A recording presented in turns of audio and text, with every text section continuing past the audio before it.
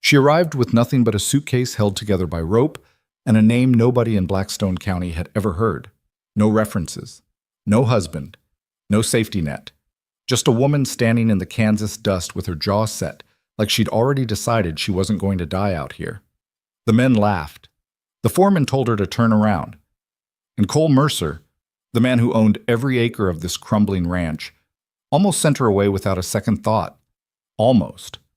What happened next would change every single life on that property. Stay with me. This one's worth it. Drop a comment telling me what city you're watching from. I want to see how far this story travels. Hit like if it keeps you hooked, and let's ride this one all the way to the end together. The summer that Eleanor Hayes arrived at Blackstone Ranch was the same summer 3 neighboring farms went under. 2 men died of heat stroke baling hay, and the price of cattle dropped so hard it nearly broke every rancher in Dodge County in half. It was not a kind summer. Kansas rarely was. The land out there had a way of stripping things down to what they really were. No softness survived it for long. Not the grass, not the fences, not the men who tried to work it. The sun came up every morning like it had a personal grudge, and by noon the air shimmered above the flats in waves that made the horizon look like it was melting. Dust worked its way into everything, into the bread, into the well water, into the creases of a man's knuckles and the corners of his eyes, until it became indistinguishable from the skin itself. Cole Mercer had lived in that dust his entire life. 41 years of it. He knew every acre of Blackstone Ranch the way a man knows the layout of his own house. In the dark, by feel, by memory, by the particular way his boots sounded against different patches of ground. His father had broken this land before him, and his father's father before that. And somewhere along the way, the ranch had stopped being a business and started being the only thing that made Cole Mercer make sense as a person. Which was why watching it slowly fall apart was the particular kind of pain that didn't announce itself loudly. It just sat there behind his sternum every morning when he rose before dawn, quiet and heavy, like a stone he'd swallowed and learned to breathe around. He was standing on the porch of the main house when the wagon came up the drive. It was a Wednesday. He remembered that specifically because Wednesday mornings were when he reviewed the accounts, and he'd just spent 2 hours staring at numbers that made his stomach hurt. Feed costs were up. 3 of his best hands had quit in June, lured away by better wages at the Hollis operation 10 miles east. The kitchen had been running through supplies like there was no reckoning coming, and the man he'd hired to manage it, a sullen fellow named Pete Darden, had departed 3 weeks prior without so much as a note, taking 2 of the good cast-iron pans with him when he left. Cole had been cooking his own meals since, or trying to. The results had been, by any honest assessment, grim. He heard the wagon before he saw it, the particular creak and rattle of a rig that had been pushed past its useful life, pulled by a horse that was doing its level best. When it came around the bend in the drive, and he finally got a look at it, his first thought was that whoever was driving had a long way still to go and probably wasn't going to make it. Then the wagon stopped in front of the house, and the driver set the brake and climbed down without waiting for help. She was somewhere in her mid-30s, though the journey and the sun made it hard to say exactly. Medium height, lean in the way that came from real work rather than absence of food. Dark hair pinned up under a hat that had seen better seasons. A plain traveling dress the color of dried mud, which might have been its original color or might have been what the road had done to it. It was impossible to tell. She had a single trunk strapped to the back of the wagon and a canvas bag over one shoulder, and she moved with the careful, deliberate gait of someone who had learned not to waste motion. She walked straight to the porch steps and looked up at him. "I'm looking for Mr. Cole Mercer," she said.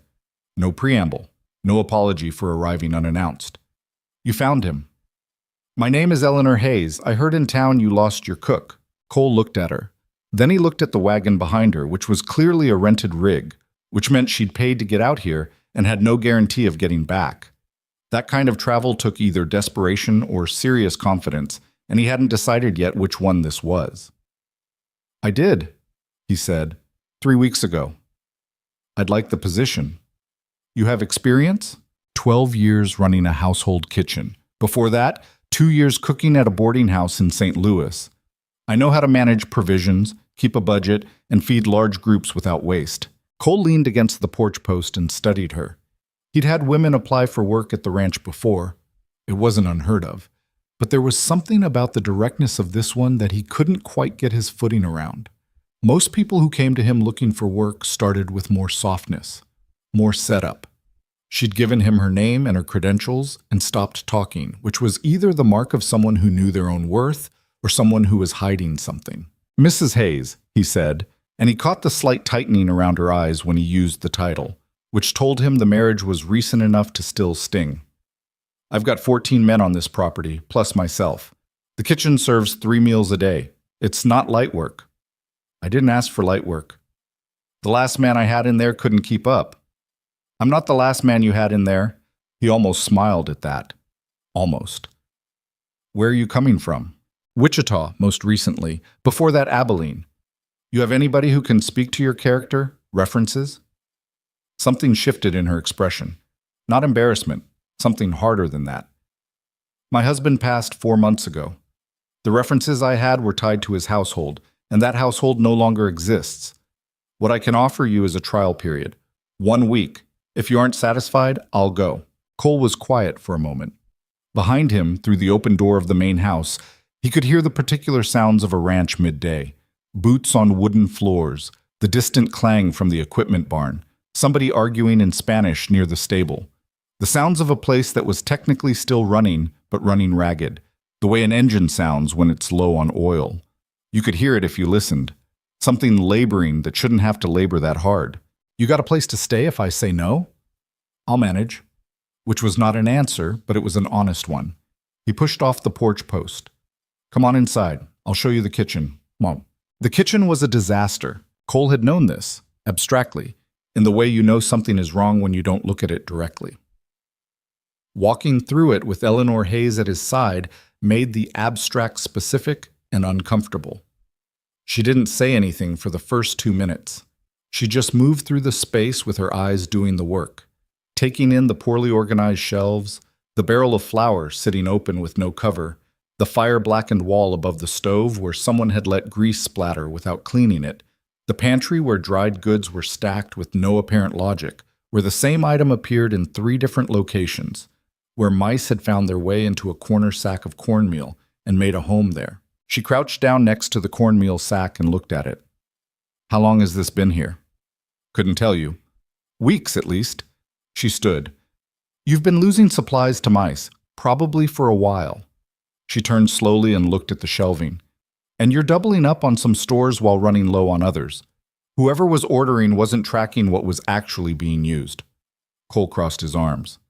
"Can you fix it?" "Yes." "How long?" "Give me the week you offered, and the kitchen will be functioning properly by the end of it." She paused. "I'll need the authority to reorder supplies and reorganize the space as I see fit." "That's a lot of authority for a first week. You want the kitchen working or not?" He stared at her. She stared back. Neither of them blinked exactly, but something passed between them. Some negotiation conducted without words, the terms of which were still unclear. "Fine," he said. "I'll have one of the hands bring your trunk inside. You'll stay in the room off the kitchen. Meals start at 5:30 in the morning." "They'll start at 5, she said. "Men who rise early work better with an early meal." Cole opened his mouth, closed it, and then turned and walked out of the kitchen before he said something he'd have to apologize for. She served dinner at 6 o'clock on her first evening. Word had gotten around the property that there was a new cook, and the hands came in from the day's work with the low expectations of men who had been eating Cole Mercer's attempts at cooking for 3 weeks and had stopped hoping for anything better. They filed into the dining room, a long, rough-hewn space with 2 tables that could seat all 14 men if they squeezed, and most of them sat down without much conversation. Jim Bauer, the foreman, was the first one to smell it. He was a wide-shouldered man of 48 who had been with the Mercer family since Cole's father ran the place, and he had the weathered stillness of someone who had seen enough seasons to stop being surprised by most things. He sat at the head of the first table as he always did, and he was in the middle of saying something to the hand beside him when his nose caught whatever was coming from the kitchen, and he stopped mid-sentence. "Lord," he said quietly. It was beef stew, but calling it that the way you'd call a plain meal beef stew was like calling a thunderstorm a weather event. She'd used the better cuts from the cold storage. Cole found out later she'd spent 40 minutes in there taking inventory, reorganizing, identifying what needed to be used first. and she'd cook them slow, letting them break down properly. There were root vegetables, properly seasoned, fresh bread which nobody had seen in weeks, and a pot of beans on the side, simple but done right, which sounds like nothing but when you've been eating poorly for long enough becomes something close to significant. The men were quiet when the food came out, not the quiet of men who were being polite, the quiet of men who were eating too fast to talk because the eating was the primary thing happening right now and nothing else warranted the interruption. Cole sat at the second table, which is where he always sat, separate from the men, not by formality but by habit. The habit of a man who had learned that eating with the workers while still being the one who signed their wages created a particular kind of awkwardness that nobody needed. He ate slowly. He watched the room. He watched Billy Crane, who was 19 and the youngest hand on the property, and had been in a punishing mood for 2 weeks because he was homesick and wouldn't admit it, eat 3 full portions, and then sit back with an expression on his face that was almost peaceful. He watched 2 of the older hands, Cass and Worthy, who had barely spoken to each other since an argument 3 days prior over something so trivial nobody could remember exactly what, lean across the table to share the bread without any tension between them. He watched Jim Bauer, whose stoic face moved through approximately the same 3 expressions on any given day, look down at his bowl with something that, in a less weathered man, you might have called wonder. Eleanor came out of the kitchen once during the meal, moving around the edge of the room to refill a water jug. She didn't hover, didn't wait for compliments, just did what needed doing and went back to the kitchen. Cole caught Jim's eye across the room. Jim gave him a single small nod, the particular nod of a man communicating something too large for words in a setting where words weren't appropriate. Cole went back to his food. After dinner, when his men had cleared out and the room was empty, he went to the kitchen door. Eleanor was washing up, her back to him, sleeves pushed to her elbows. "The meal was good," he said. She didn't turn around. "Thank you." "Better than good." "I know." She kept washing. "Tomorrow morning I'll need to go over the supply accounts with you. There are some ordering problems I want to walk you through." He stood there for a second. "All right, after breakfast." "Before," she said. "I'll have it sorted by then. Better to discuss it early." He nodded, which she couldn't see because her back was still to him, and walked away. Said, 6 o'clock the next morning, she had 3 pages of notes spread on the kitchen table when he came in. Cole was a man who liked to think he was organized, and he'd kept the ranch accounts in reasonable order despite everything, the cattle records, the payroll, the land holdings. But the supply side had been Pete Darden's domain, and what Eleanor showed him that morning was an education in how much damage one careless man could do to a household budget in a short period of time. He was ordering doubles on things you didn't need, she said, pointing at a column of figures she'd pulled from the invoices stacked in the pantry. Either he was keeping the surplus for himself or he wasn't tracking at all. Either way, you've been paying for supplies you aren't using. "How much?" She told him. Cole was quiet for a moment. "That's significant." "Yes, and you've been underspending on items you actually need, which is why the kitchen has been running short on staples." She pushed another page toward him. "This is what the weekly provisioning should look like if you're feeding 15 people properly. It's less than what you've been spending because it's organized. You'll actually save money." He picked up the page and looked at it. He'd run a ranch his whole life. He knew cattle, horses, land, labor. He knew what the front end of an operation looked like and felt like. But the inside of a household, the provisioning, the logistics of feeding people day after day, the small management of things that were never glamorous but added up to either waste or sufficiency, that was a world he'd never had to navigate closely until now. And looking at her notes, he had the particular humbling sensation of realizing he'd been wrong about something in a way he couldn't argue with. "You put all this together this morning?" he said. "Most of it last night. I stayed up." He set the page down. "Why?" She looked at him. "Because it needed doing." That was the end of that conversation.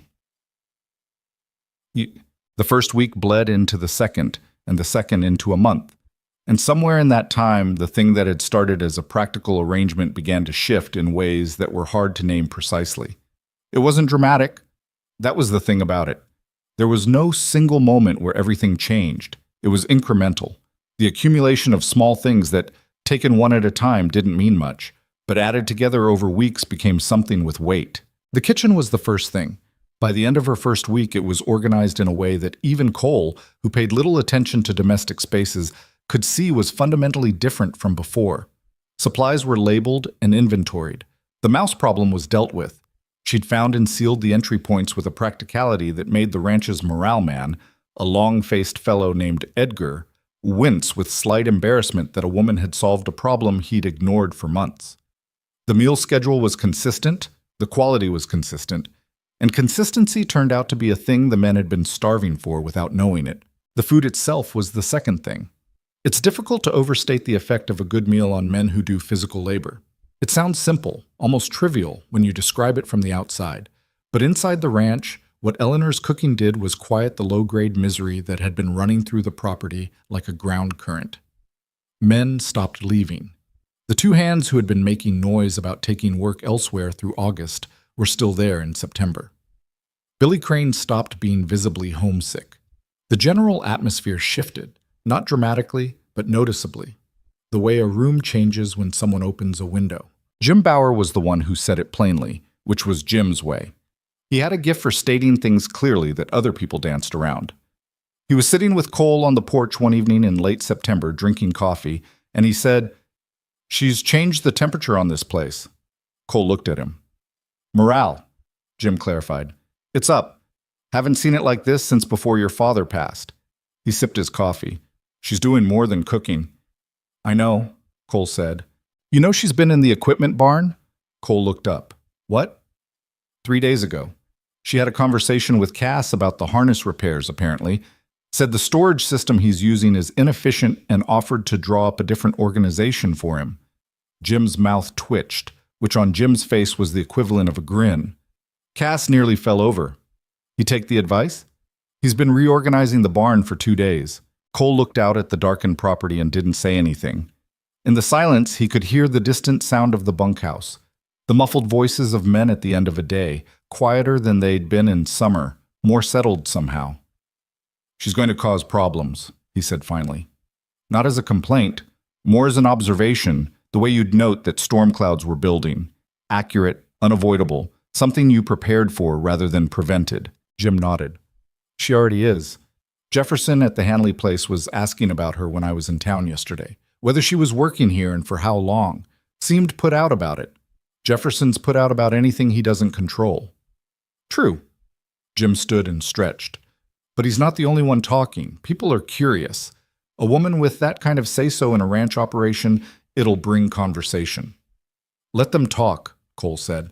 Jim looked at him for a moment with something unreadable in his eyes, then nodded and went inside. The conversations came. The first direct one was at the feed store in early October, where Cole was loading supplies and found himself standing next to Hardin Webb, who ran a mid-sized cattle operation north of Blackstone and had opinions about everything, which he shared freely and with the confidence of a man who'd never been successfully argued out of one. "Heard you've got a woman running your kitchen now," Webb said, not looking up from the sack of feed he was inspecting. "Running the kitchen? Yes." "Heard she's got her fingers in more than that." Cole loaded a sack onto his wagon without responding. "No judgment," Webb continued, which was what people said when they were about to offer exactly that. "Just, a ranch operation is a particular kind of thing, Cole. It's got a rhythm to it. Bringing in somebody who doesn't know the rhythm." "She's improved the rhythm," Cole said, and the flatness in his voice was not rudeness, but it was not warmth either, and Webb, who had known Cole Mercer long enough to read the difference, let the subject drop. But it didn't disappear. Over the following weeks, the whispers circulated through the county's small social ecosystem. At the general store, at church on Sundays, at the informal meetings of landowners that happened whenever 3 men found themselves waiting in the same place. A widow woman, no references, no family, running Cole Mercer's household operations. Some version of the story reached everyone, and the version varied depending on who was telling it. None of them were entirely accurate. Eleanor heard some of it. Cole wasn't sure how. She rarely went to town, and when she did, she went to get specific things and came back without lingering. But she heard enough, because one evening in late October she brought it up herself. She knocked on the door of his office. She always knocked, always waited, never assumed, and came in and sat in the chair across from his desk. "I know people are talking," she said. Cole set down his pen. Some. Does it concern? Answer, yes. In the peripheral, practical way that anything causing friction with neighbors and community ties concerned a man who needed those relationships to run a business. But the concern was abstract and manageable. The thing she'd done for the ranch was not abstract. It was a concrete and daily reality, visible in the accounts and in the morale of the men and in a dozen small improvements that had accumulated into something substantial. Not enough to change anything, he said. She nodded slowly. Something in her expression shifted. Not relief exactly, but a slight relaxation, as if she'd been braced for a different answer. Good, she said. And then she didn't leave immediately, which was unusual because Eleanor Hayes was not a person who lingered. She was quiet for a moment, looking at the edge of his desk rather than at him. My husband, she started and then stopped. Tried again. People talked about me there too, when I started making suggestions about how the household was being managed. He didn't like it. Cole waited. He was not a cruel man, she said carefully, in the tone of someone choosing words with precision. But he believed things should be a certain way, and when they weren't, he found it. She paused. Uncomfortable. Was he the one who left the debts? A pause. Yes. How bad? She looked at him then. Bad enough that there was nothing left when it was over. The house, the furnishings, his business interests, all gone. I had enough to rent the wagon that brought me here and nothing left after. Cole was quiet for a moment.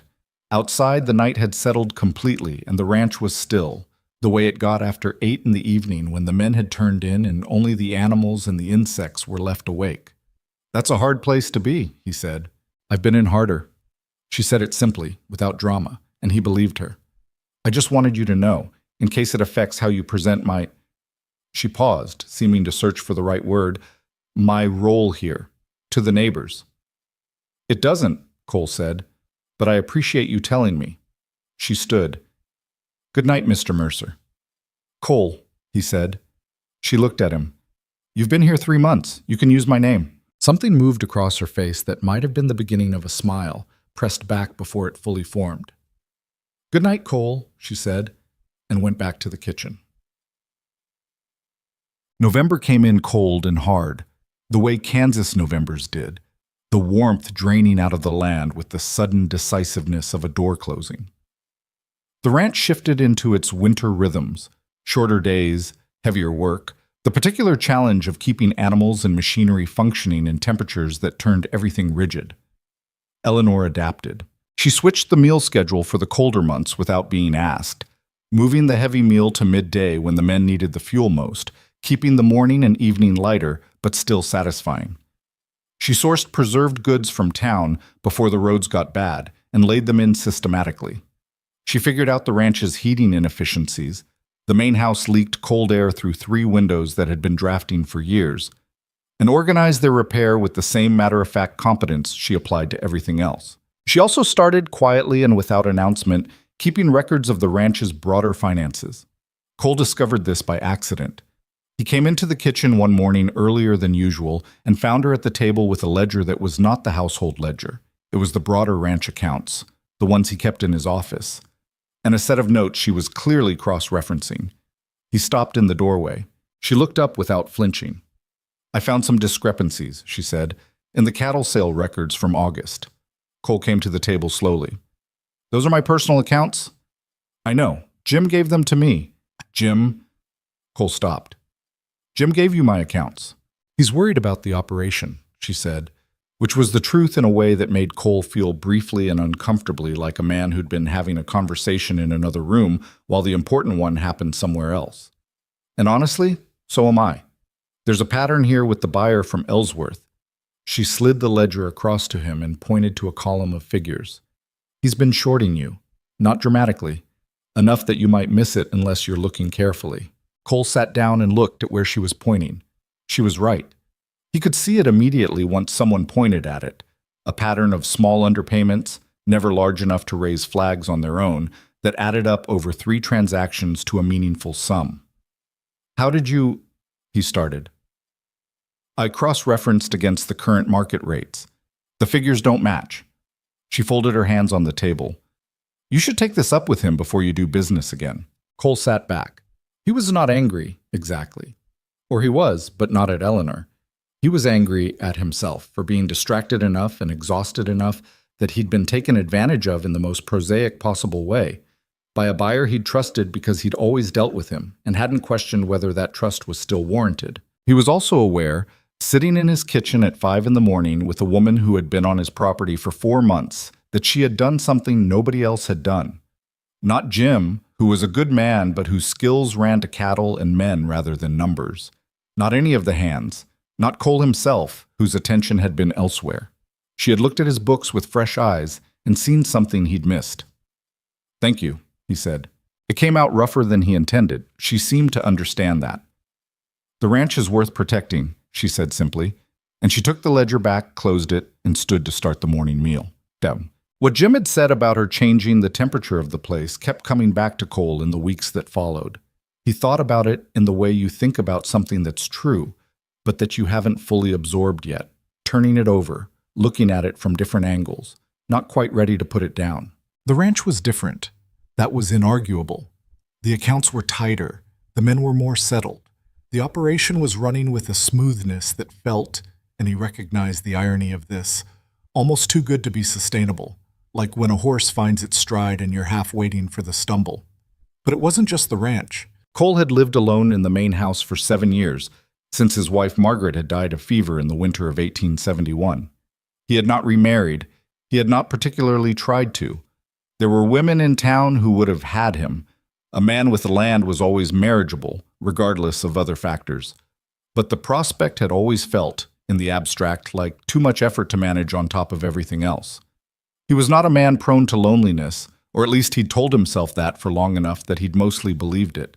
Watching Eleanor Hayes move through the spaces of his home, efficiently, purposefully, without drama or artifice, had introduced a crack in that belief that he didn't quite know what to do with. He didn't romanticize it. He was not a romantic man by nature.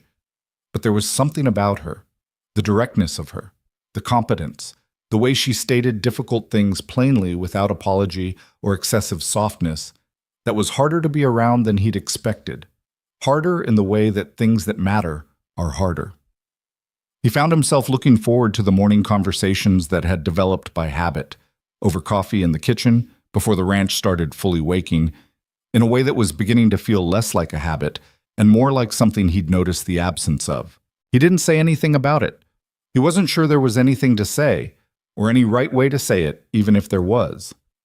Eleanor Hayes had arrived here with nothing and had built something careful and hard-won on this property, and the last thing he intended to do was introduce a complication that would make that fragile. He kept the conversation practical. He kept appropriate distance.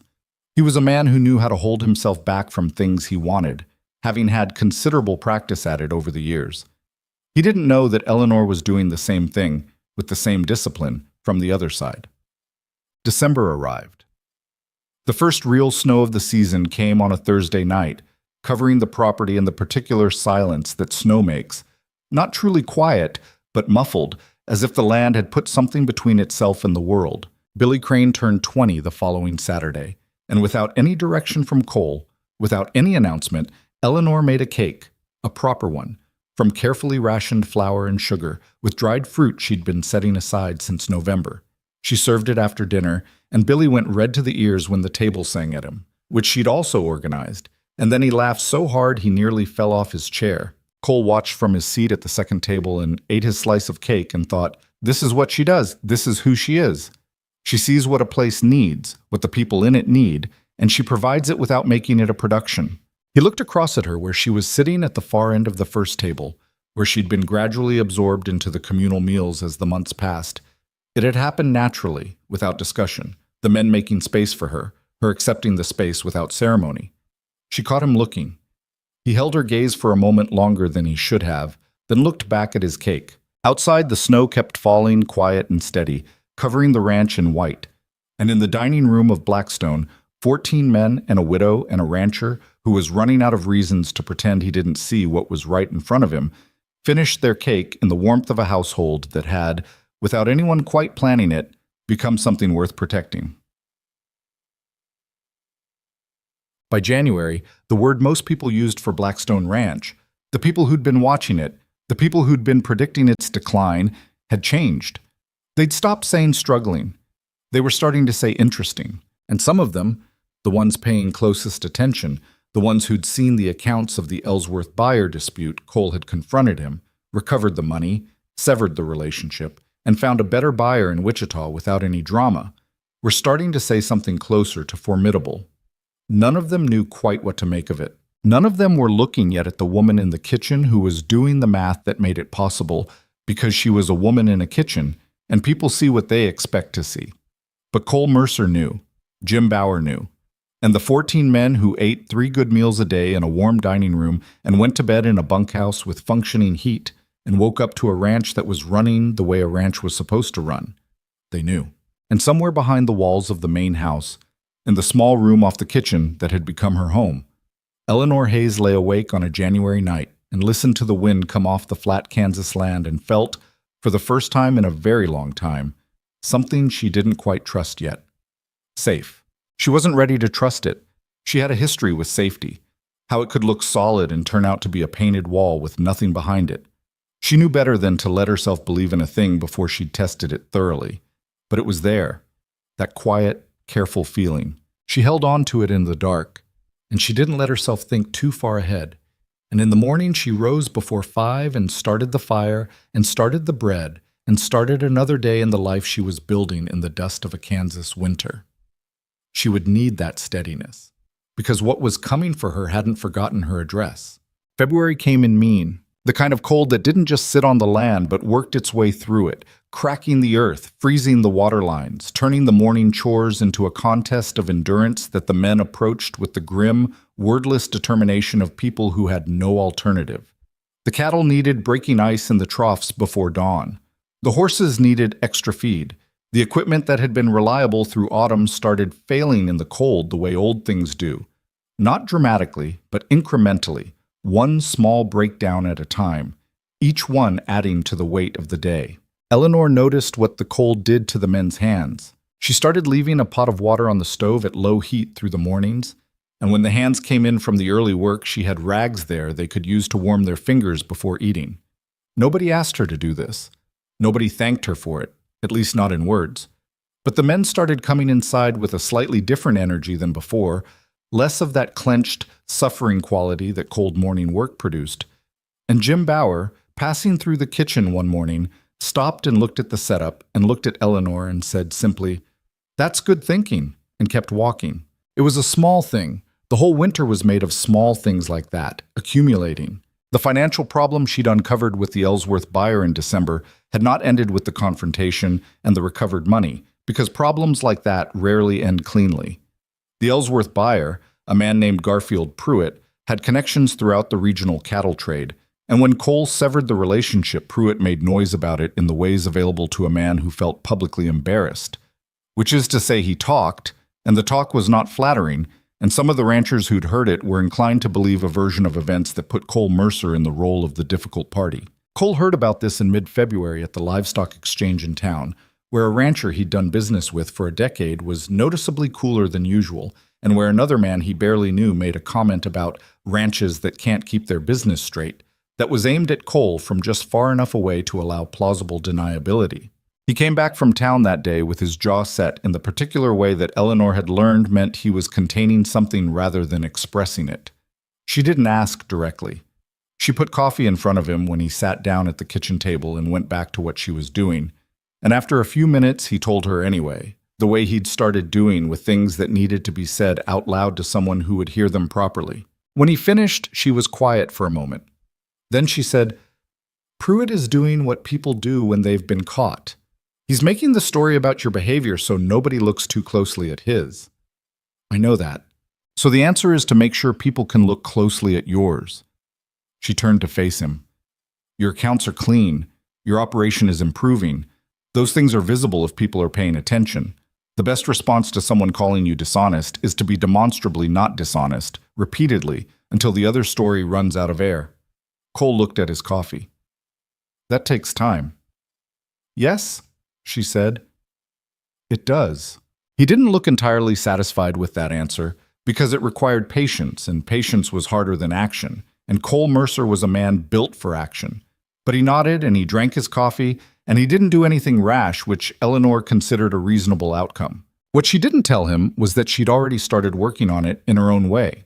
She'd begun keeping cleaner, more detailed records of every transaction the ranch made, not just the household accounts, which had always been her domain, but the broader operation, cross-referenced and organized in a way that could be reviewed quickly and clearly by anyone who needed to understand the ranch's integrity. It was defensive work, the kind you do when you've learned that the ground can shift without warning, and you want something solid to stand on when it does. She'd learned that lesson before. She had no intention of learning it twice. The records took her late into the evenings.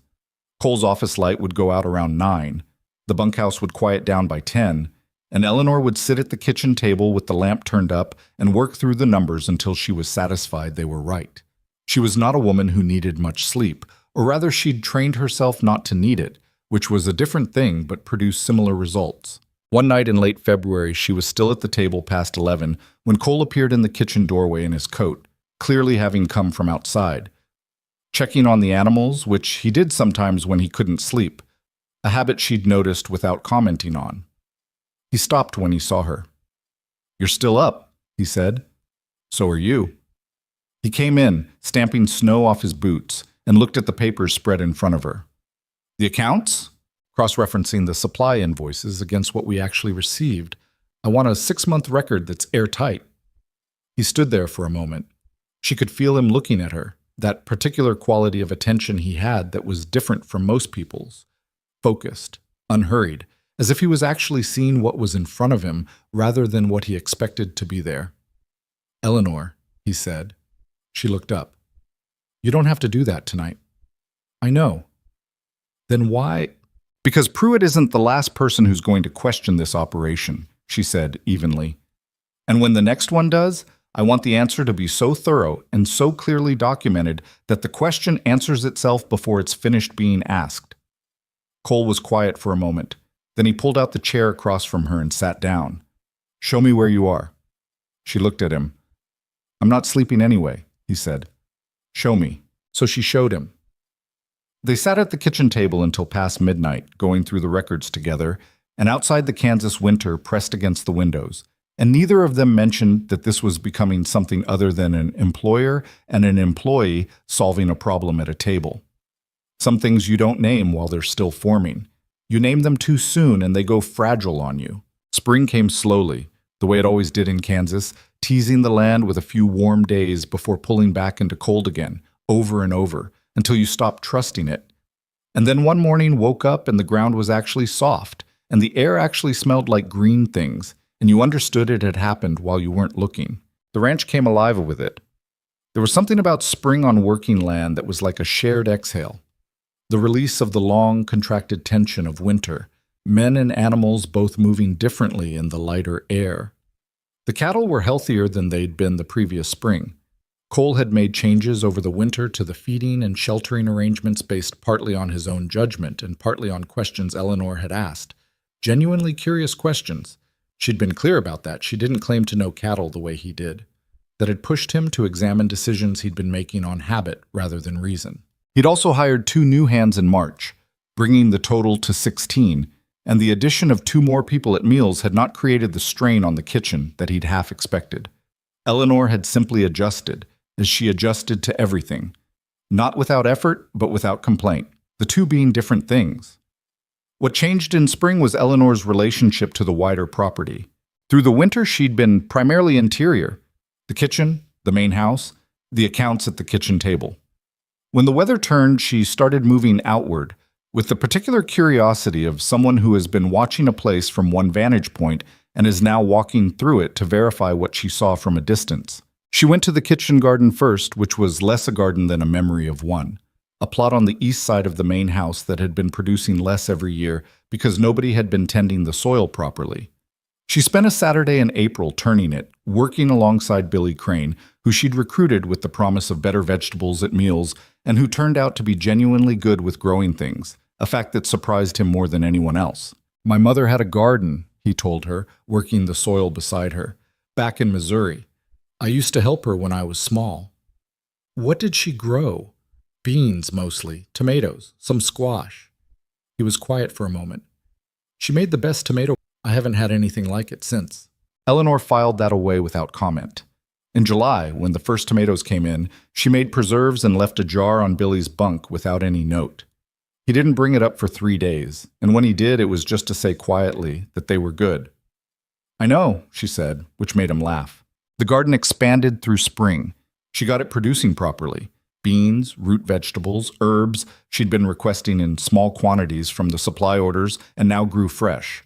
The fresh herbs alone changed the quality of the meals in ways the men couldn't articulate but noticed viscerally, the food going from good to something more particular, more real. Jim Bauer watched all of this with the careful, unhurried attention of a man who'd been observing people for 40 years. He had a habit of saying very little and seeing a great deal, and what he saw through the spring was a ranch that was being remade not by any single dramatic action, but by the accumulation of 100 small correct decisions. He also saw Cole Mercer watching Eleanor Hayes in the same careful, unhurried way that Jim himself watched most things, with that particular stillness of a man paying attention to something he isn't ready to act on yet. Jim had opinions about this. He kept them to himself mostly. But one afternoon in May, standing with Cole at the fence line watching the spring cattle work, he said, without preamble, "She's not going to be here forever if you don't give her a reason to stay." Cole didn't look at him. "She has a position. She has a job," Jim said. "That's not the same thing." He let that sit for a moment. "She could find a job anywhere, you know that. She's good enough that by now she could have her pick of households in the county, probably the territory. She's still here. Because she has stability here. Maybe." Jim picked up a fence post, tested its give, set it down. "Or maybe because there's something here worth staying for that isn't the job." He glanced at Cole. "Just an observation." Cole said nothing, which Jim had expected, and they went back to work. What Cole didn't say, what he turned over in the following days in the way he turned over difficult things, quietly, methodically, without sharing the process, was that Jim wasn't wrong, and he knew it, and not knowing what to do with that knowledge was becoming a more pressing problem than he'd let himself admit. Eleanor Hayes had walked onto his property in August with a rope-tied suitcase and a request for work, and had proceeded in 8 months to become the most significant person on the ranch. Not the most visible, not the loudest, but the one whose presence was threaded through everything in a way that made him unable to look at any part of the operation without seeing evidence of her. He trusted her completely. That was the thing that struck him when he actually examined it clearly, not how he felt about her in whatever complicated, unspoken way that was its own separate territory, but the simple foundational fact of trust. He trusted her with his accounts, his household, the morale of his men, the truth of his frustrations and concerns. He'd trusted Margaret, his late wife, in that way. He hadn't trusted anyone else like it since. That realization arrived on a Tuesday morning in late May, while he was in the North Field, and didn't announce itself particularly, just settled into him with the quiet finality of something that had been true for a while and was only now being acknowledged. He didn't do anything with it immediately. He went back to work. He ate dinner. He had coffee in the kitchen the following morning with Eleanor over the weekly supply accounts, and talked about whether they should expand the garden plot into the unused ground on the south side of the house, which Eleanor thought was worth trying. "The soil composition is different over there," she said. "I'd want to test it before we commit too much." "How do you test soil composition?" She looked at him. "You really want to know?" "I'm asking, aren't I?" So she told him, and he listened with the same genuine attention he brought to information he actually wanted, which was a different quality than polite listening, and she could tell the difference. And when she'd explained it, he asked a follow-up question, and then another, and the conversation ran 40 minutes past what either of them had planned. When she stood to go back to the kitchen, she paused at the door and looked back at him briefly, and there was a moment, just a moment, where the practical distance between them wavered, where something behind her eyes was something other than professional, and something behind his was something other than measured. Then it passed, and she went back to the kitchen, and he went out to the North Field. But it had been there. They both knew it had been there. June came. The ranch's summer rhythm established itself. Longer days, harder work, the kind of productive exhaustion that felt different from winter's grinding kind. The cattle were looking strong. The accounts were solid. 2 neighboring ranchers who'd been skeptical in the fall came by separately to look at how the operation was running, and both left with the slightly uncomfortable expression of men who had expected to find evidence that they'd been right to be skeptical and hadn't found it. Hardin Webb came by on a Thursday in mid-June, ostensibly to discuss a shared grazing boundary, but clearly also to get a closer look at what everyone was talking about. Cole showed him around the property with the neutral hospitality of a man who didn't need to prove anything, and when they passed through the kitchen and Webb encountered Eleanor directing a meal preparation that involved more organization and complexity than most kitchens in the county could manage, Webb was quiet for a moment. Then he said to Cole, "Your cook." "Mrs. Hayes," Cole said. "She manages all the provisioning herself?" "And more," Cole said simply, and moved on, and Webb had to decide whether to press the point, which he didn't, and whether to revise his earlier opinions, which, visibly, grudgingly, he was beginning to. After Webb left, Eleanor appeared at the door of the barn where Cole was putting his horse up. "What did he want?" she asked. "To see for himself." And he saw for himself. Cole pulled the saddle off and hung it. "He'll tell his wife, and his wife will tell 3 other women, and in 2 weeks the story circulating through the county will be at least 40% accurate, which is better than average." She almost smiled. High praise. For gossip? Yes. She was quiet for a moment, leaning in the barn doorway. The evening light came in at an angle behind her, and she was looking at the middle distance the way she sometimes did when something was on her mind that she hadn't decided to say yet. "Hardin Webb has a sick wife," she said finally. "I heard about it from the supply clerk in town. She's been ill since winter, apparently." Cole looked at her. "I didn't know that." "Neither did anyone else, much. They're keeping it quiet." She paused. "I thought you should know, in case it changes how you deal with him." "How does it change it?" "It might explain his temperament, and—" She stopped, seemed to be choosing words with care. "It might be useful, not as leverage, as an opening. A man under that kind of strain at home is often looking for something solid to deal with professionally. If you treat him well, he'll remember it." Cole looked at her for a long moment. "That's not something most people would think of." "I notice things," she said. "You do." He paused. "Does it ever get exhausting, noticing everything?" She considered that. It was the kind of question most people didn't ask her. They saw the competence and didn't think to ask what it cost. "Sometimes," she said honestly. "Sometimes it's just how I'm built." Cole nodded.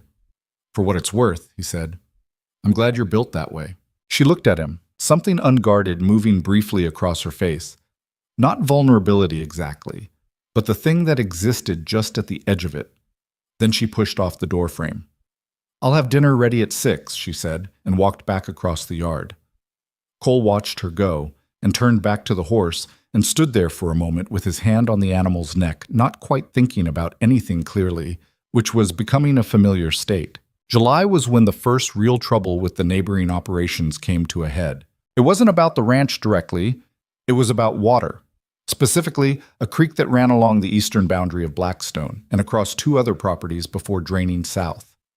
The summer had been dry enough that the creek was lower than usual, and one of the eastern neighbors, a contentious man named Aldous Park, who'd been in a boundary dispute with the previous Mercer for a decade before Cole inherited it, had begun diverting more than his share upstream. Cole found out from Cass, who'd noticed the creek levels dropping faster than the dry weather alone could explain. He rode out to look, confirmed what Cass had observed, and came back to the ranch with the particular kind of controlled anger that was more dangerous than the loud kind. "I need to talk to Park," he said at dinner. "Carefully," Jim said. "I know carefully." "Do you?" Jim said, which was a fair point, because Cole's version of carefully and Jim's version were not always the same. Eleanor, who was moving through clearing the table and had therefore heard the exchange, said, "What documentation do you have on the water rights?" Both men looked at her. "The original land deed will have the water rights specified," she said. "If Park is diverting above what his rights allow, you have legal standing. That's a different conversation than a neighbor dispute." Cole was quiet for a moment. "The deed's in the office." "I know. I filed it in January when I reorganized the land documents." She set a stack of plates down. "Third drawer, the water rights are on page 4. Cole looked at Jim. Jim looked at his coffee. "I'll get it," Cole said, and pushed back his chair. The water rights conversation with Park was still deadly, but having the documentation in hand changed the shape of it from a confrontation between neighbors to a legal matter with a clear answer, which stripped Park of most of his room to maneuver. He reduced the diversion without acknowledging he'd done anything wrong, which was as much as you could expect from a man like that. Afterward, Cole came back to the ranch and found Eleanor in the garden, tying back the bean plants that had gotten leggy in the summer growth. "It worked," he said. "Good." She didn't look up. "Park will try something else eventually. He's that kind of man." "I know." He crouched down and held a plant stem while she tied it, which she hadn't asked him to do but accepted without comment. They worked like that for a few minutes in the evening quiet. "Eleanor. When you left Wichita, after your husband died." He paused. "Were you scared?" She was quiet for a moment. Her hands kept working. "Yes." "Of what?" "Everything." She said it simply, without drama. "Of being poor, of being alone, of making the wrong decision and ending up somewhere worse." She finished tying the plant and moved to the next one. "Mostly of being invisible, of being a woman without a household who just disappeared, and nobody noticed because there was nobody to notice." Cole absorbed that. "You're not invisible here." She stopped, looked at him. The evening light was doing something particular to the garden at that hour, making everything look more deliberate than it was. "No," she said quietly. "I'm not." They looked at each other for a moment too long to be accounted for by conversation. Then Eleanor went back to the beans, and Cole stood and dusted off his knees and walked back toward the house, and neither of them said another word about it. But something had been said, something real, between the lines of the actual words, in the space of that held moment in the evening garden. It had been said, and they both knew it, and there was no unknowing it now. The summer deepened into August, a full year from the day Eleanor had arrived. Cole didn't mark the anniversary out loud. Neither did she. But he noticed the date on the morning it came, standing on the porch with his coffee in the early heat, looking at the drive where a rope-tied trunk had once sat on the back of a rented wagon. The ranch looked different now than it had that morning. Not new. It was still working land, still marked by weather and use and the evidence of hard seasons. But it had a kind of steadiness to it that had been absent before, a quality of something held together by more than habit and inertia. The men moved with more purpose. The books were clean. The kitchen garden was producing better than it had in a decade. None of it had been magic. None of it had been easy. It had been work. Eleanor's work and his work, and the work of 16 men who had responded to being treated decently with the particular loyalty of people who have been treated worse elsewhere and know the difference. Jim found him on the porch eventually, as Jim always did. "1 year," Jim said. "Yes." Jim sipped his coffee. "She's done good here." "She has." Jim said nothing else on the subject. He didn't need to. After 40 years of saying the most important things in the fewest possible words, Jim Bauer understood that some observations were complete. What Cole was thinking about, standing in the August heat of a ranch that a year ago had been failing slowly, and now was not the accounts or the morale or the crop from the garden or the resolution of the water dispute. He was thinking about a woman at a kitchen table past midnight with papers spread in front of her, working past exhaustion because the ranch was worth protecting. He was thinking about a jar of tomato preserves left on a young man's bunk with no note. He was thinking about a moment in a garden when the distance between two people had felt, briefly but unmistakably, like a choice rather than a fact. He was also thinking about scars. Hers, which she'd mentioned only obliquely, but which were visible in a dozen small ways if you knew to look. The way she held herself slightly back from warmth that was offered too quickly. The way she watched her own hope with suspicion. The particular care with which she never claimed more than she'd been explicitly given. He understood scars. He had his own. He understood, too, that the woman he'd hired in a moment of practical necessity and quiet risk had become something to him that he didn't have a clean word for. Partner was close, but it was also insufficient, and everything more specific than that was territory he wasn't sure he had the right to name yet. What he knew for certain, standing on the porch of Blackstone Ranch in the August of 1879, 1 year to the day from when it all began, was this: The thing he'd built here was worth protecting, and the person who had helped him build it was worth far more than the position he'd offered her. He just hadn't figured out how to say so yet. He didn't know that he was about to run out of time to think about it. Because somewhere on the road from Wichita, riding toward Blackstone County with a grudge that had been growing for a year and a half, a man named Wade Crawford had finally decided he was done waiting. Wade Crawford arrived on a Wednesday. Eleanor knew it was him before she saw his face. She was in the kitchen garden, cutting herbs for the noon meal, when she heard the horse come up the drive. A particular sound, confident and unhurried, the sound of someone who wasn't asking permission to be somewhere. She straightened up slowly. Something in her chest had gone tight in the way that the body sometimes knows things before the mind catches up. She turned toward the drive, and there he was, dismounting at the post by the main house like he owned the ground under him. He was heavier than she remembered. The years between Wichita and now had added weight to his face and a shabbiness to his coat that hadn't been there when she'd last seen him, sitting across a table from her late husband with cards in his hand and a smile that never reached his eyes. Wade Crawford had always been the kind of man who looked prosperous from a distance and frayed up close, and the distance between Wichita and Blackstone County had not improved the equation. She stood in the garden and didn't move. Part of her was calculating who was on the property right now, where Cole was, how far the main house was from where she stood. The other part of her was doing something older and less rational, the part that remembered sitting in a cold parlor while men talked about debts, as if she were furniture in the room, the part that had learned to go very still when something dangerous entered a space. Crawford hadn't seen her yet. He was looking at the main house, hands on his hips, that particular posture of a man surveying something he intends to take from. She set down the herbs, walked across the yard toward him. He turned when he heard her footsteps, and his face went through a rapid sequence of expressions. Surprise, recognition, and then something that settled into a kind of deliberate pleasantness that was worse than anger. "Eleanor," he said, as if they were old friends, "you're looking well." "Mr. Crawford." She stopped 6 feet from him, not close enough to suggest welcome, far enough to be deliberate. "What are you doing here?" "Passing through," he said, which was an obvious lie given that Blackstone Ranch was not on any route to anywhere a man like Crawford would go. "Heard you'd landed yourself a comfortable situation. Thought I'd stop and say hello."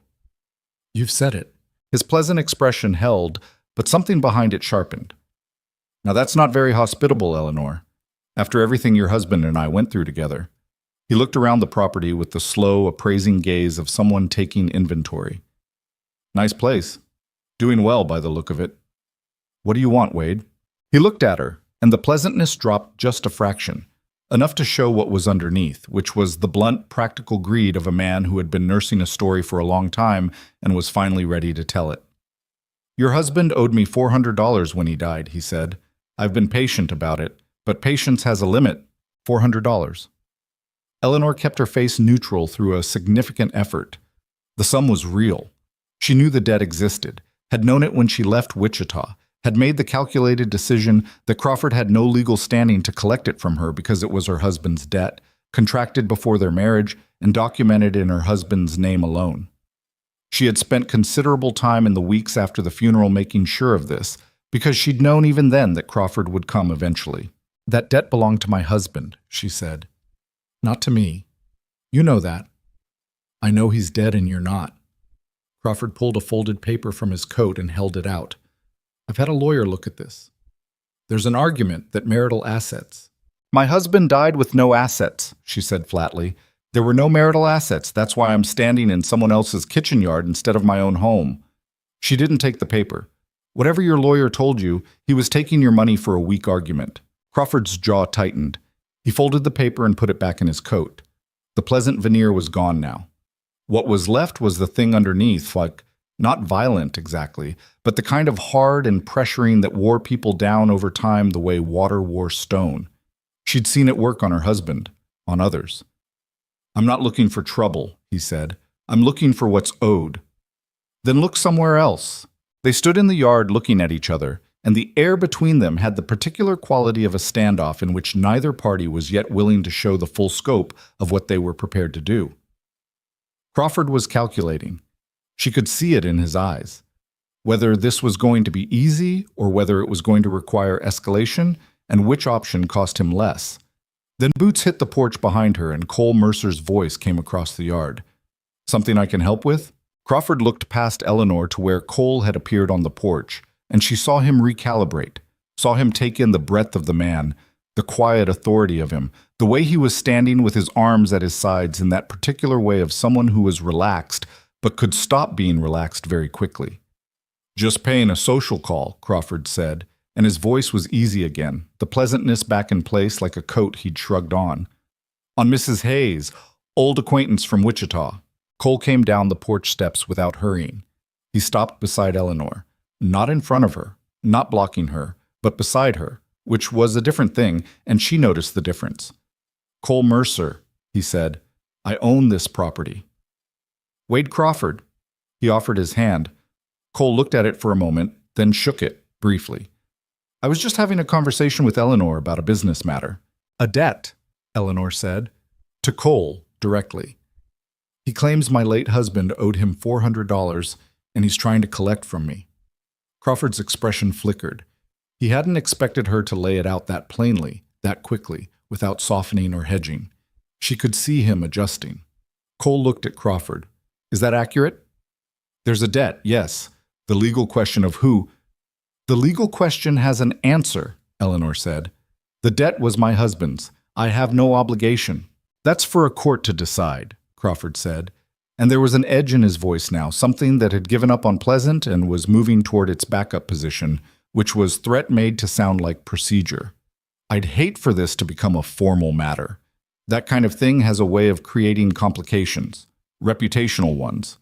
The word reputational landed in the air like something thrown. Cole went very still. It was not the stillness of anger exactly. It was something quieter and more controlled than anger. The stillness of a man who had just identified exactly what he was dealing with and was deciding what to do about it. Mr. Crawford, he said, I'm going to be direct with you, because I don't have much patience for the long version. You've come onto my property, and you're threatening a woman who works for me with reputational damage if she doesn't pay a debt that by her account isn't legally hers. That's not a business call. That's intimidation. He paused. You're going to want to leave. Crawford looked at him for a long moment, that calculating look doing its work. He was reading Cole the way a man reads any obstacle. For weakness, for the crack where pressure might be most effective. He didn't find what he was looking for. I'll go, he said pleasantly. For now. He looked at Eleanor. Think about it, Eleanor. 400 is less painful than what comes next. He remounted his horse and rode back down the drive at the same unhurried pace he had arrived, and Eleanor watched him go with the particular feeling of someone who has just watched the first card in a bad hand get played. Cole watched until the horse was off the property. Then he turned to Eleanor. Tell me all of it. So she did. They went into the kitchen and she told him the whole shape of it. The gambling debts her husband had accumulated over years, the men he'd borrowed from, the network of obligation that she'd discovered only after he was gone, cataloged in ledgers she'd found in a locked drawer and spent 3 days deciphering. Crawford was one of 4 men her husband had owed money to. He was the only one who'd followed her. Cole listened without interrupting. When she finished, he was quiet for a moment. Do you have documentation that the debt was his alone? He asked. In writing? No. But the date of the debt predates our marriage by 2 years, and my husband's lawyer confirmed in writing at the time of his death that the estate, such as it was, had no assets after his creditors were accounted for. I can get that letter. Get it, Cole said. I want to have it in hand before Crawford comes back. He will come back. I know. She looked at him. Cole, this is my problem. You don't need to tell. You work on my property, he said, and then stopped. And she could see him decide that wasn't the right framing, that it was technically accurate but missed the point. He tried again. Eleanor, you are not facing this man alone. That's not something I'm willing to do differently. He said it flatly, without drama, as if it were simply a decision that had been made. Can you write to your husband's lawyer today? She looked at him for a long moment. There was something in her chest that she didn't entirely trust. That old wariness about things that looked solid, the habit of waiting for the painted wall to show through. But his face was steady in the way it always was, that particular quality of stillness that was not coldness but was something close to its opposite, a kind of reliable warmth that didn't announce itself. Yes, she said. I'll write today." Crawford came back 4 days later. He didn't come to the ranch this time. He was in town, at the feed store, at the saloon, at the general store. And he talked. Not loudly, not aggressively. That wasn't his method. His method was the quiet, angled story told to the right people in the right context, the kind of story that sounded like concern rather than attack. He told people he was worried about Eleanor, about her history, about debts unpaid. He was careful never to say anything that could be directly refuted, framing everything as questions rather than claims. Isn't it interesting that she left Wichita so suddenly? Has anyone really looked into her background? The questions were designed to plant without leaving evidence of planting. Jim heard it first, from the supply clerk who'd heard it from the feed store owner who'd heard it from Crawford directly. Jim came back to the ranch with his face arranged in the particular careful neutrality that meant he'd heard something that concerned him. He told Cole. Cole told Eleanor. Eleanor sat with it for a moment, and the feeling that moved through her was complicated. Not surprise because she'd known this was coming, had known Crawford's methods. But there was something else in it too, something older and more personal. The feeling of being the subject of a story told about you in rooms you aren't in. The particular powerlessness of that. "He's good at it," she said quietly. "He used to do this to people my husband owed money to, soften the ground before he pushed." "What's he pushing toward?" "A settlement?" she said. "He wants me to pay him something so he'll go away. The talking is pressure. He wants me frightened enough to give him money to stop." She looked at her hands on the table. "It worked on my husband.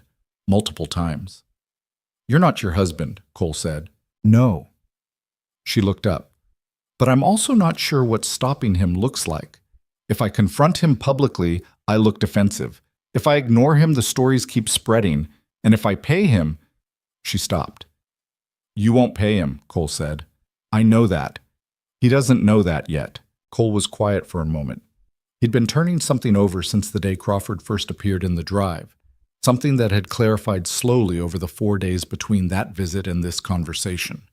The way important realizations sometimes came not as sudden insight, but as a gradual sharpening of what you already knew. He'd been telling himself for the better part of a year that the thing between him and Eleanor was a professional trust, a mutual respect, something that occupied the space between employer and employee and didn't need to be named more specifically than that. He told himself this the way you tell yourself things you know aren't entirely accurate, with enough conviction to get through the day, but not quite enough to fully believe. Watching Crawford in the drive, watching Eleanor stand her ground with that particular quiet fierceness she brought to hard things, had done something to the story he'd been telling himself. He couldn't maintain the fiction of professional distance when confronted with the reality of someone threatening her. The response he'd felt, immediate, certain, not strategic but instinctive, was not the response of an employer protecting an asset. It was the response of a man protecting someone he cared about, deeply, specifically, in a way that didn't allow for ambiguity. He'd been living with this for 4 days. It had not gotten quieter. "I'm going to talk to Crawford," he said. Eleanor looked at him sharply. "Cole, not to threaten him, to make the situation clear." He paused. "I want him to understand that this isn't just about you, that the ranch stands behind you, that pursuing this means pursuing something larger than he calculated." "That could escalate." "It could." He held her gaze. "But him running his mouth around town unchallenged is also a kind of escalation, just slower. I'd rather have it in the open where I can see it." She was quiet for a moment. "Don't make it worse," she said finally. Not a command, a request, from someone who'd learned the hard way that confrontations had a way of taking on their own logic. "I'll be careful," he said. He found Crawford at the saloon the following afternoon, sitting at a corner table with a glass in front of him and the general air of a man who was comfortable and intended to stay that way. Cole sat down across from him without being invited. Crawford looked at him. "Mr. Mercer." "We need to talk plainly," Cole said. "I'm a plain man," Crawford said, which was so far from the truth it almost warranted a response on its own. "Eleanor Hayes is not paying you anything," Cole said. "The debt you're claiming isn't hers. Her husband's lawyer confirmed this in writing, and we have that documentation." He put both hands flat on the table. "More importantly, and I want you to hear this clearly, what you've been doing in this town for the past 4 days, talking about her in the way constitutes something that a reasonable man might call defamation. Now, I'm not a lawyer, but I know one, and I'm prepared to involve him if this continues. Crawford's face had done several things during this speech. He'd started with pleasantness, moved through calculation, and arrived somewhere that was trying to look unconcerned, but wasn't quite making it. I'm sharing concerns, he said. That's not defamation. It is when the concerns are designed to damage a person's livelihood without factual basis. Cole kept his voice level. He wasn't performing calm. He was genuinely calm, the way he got when something was decided. I'll also tell you this so you have the full picture. Mrs. Hayes has the trust of every person on my property and a growing number of people in this community. The story you've been trying to plant, it's not taking the route you hoped. People here know her work. They know her character. Something shifted behind Crawford's eyes. He was reading Cole again, the way he'd done in the drive, looking for the weakness, the negotiating position, the crack where pressure could be applied. He was not finding it, and the failure of that search was making him work harder to conceal his unease. $400, Crawford said. That's all I'm asking. I know, Cole said, and the answer is no. It was no before I sat down, and it'll be no when I stand up. He met Crawford's eyes. I'd like you to leave Blackstone County, not because I'm threatening you, I'm not, but because there's nothing here for you, and the longer you stay, the more clearly that's going to become apparent to everyone, including you. Crawford was quiet for a long moment. Cole waited. He was good at waiting. She's got you wrapped around her finger, Crawford said finally, and there was something ugly in his voice now, the ugliness that came out when a man ran out of better options. The widow with nowhere to go. Very convenient for her. Cole looked at him for a moment. The insult was designed to land on the sensitive place, to suggest that Cole was being used, that his judgment was compromised by something he hadn't named. It was a well-aimed shot, and Crawford had aimed it correctly. It didn't land the way Crawford intended. She's the most capable person I've dealt with in 20 years of running this ranch, Cole said, with the simple directness of someone stating a fact they've examined carefully and found to be true. Whatever you think you know about her situation, you're wrong. And whatever you think you know about mine, you're also wrong. He stood. Go home, Mr. Crawford. He left Crawford at the table and walked out of the saloon into the August afternoon and rode back to the ranch with the particular feeling of a man who has said something he meant and knows it, which is a quieter feeling than people expect. Not triumphant, just settled. Eleanor was in the kitchen when he got back. She was kneading bread dough, her back to the door, and she was doing it with a kind of focused, controlled energy that he recognized as what she did when she was working through something in her head, the physical task giving the mental one room to move. How did it go? She asked, without turning. He knows where things stand. Will he leave? I don't know, Cole said honestly. He might push further before he gives up. Men like that usually need to try everything before they accept a door is closed. She was quiet. Her hands kept working the dough. Cole. She stopped kneading, didn't turn around yet. What you did, going there, saying what you said, you didn't have to do that. I wanted to. That's not... She stopped, tried again. People are going to talk about that too. A rancher going to the saloon to defend his cook, that's going to have its own story. Let them tell it, he said. I've stopped worrying about which version of me the county is circulating. She turned then. Her hands were dusty with flour, her hair slightly escaping its pins the way it did by late afternoon, and she was looking at him with an expression he hadn't quite seen on her face before. Not the careful, measured look she usually brought to their harder conversations, but something more exposed. Something that had set down some of its weight. I've spent the last year being careful, she said. Not trusting too much, She paused. Not letting myself rely on anything I hadn't built myself.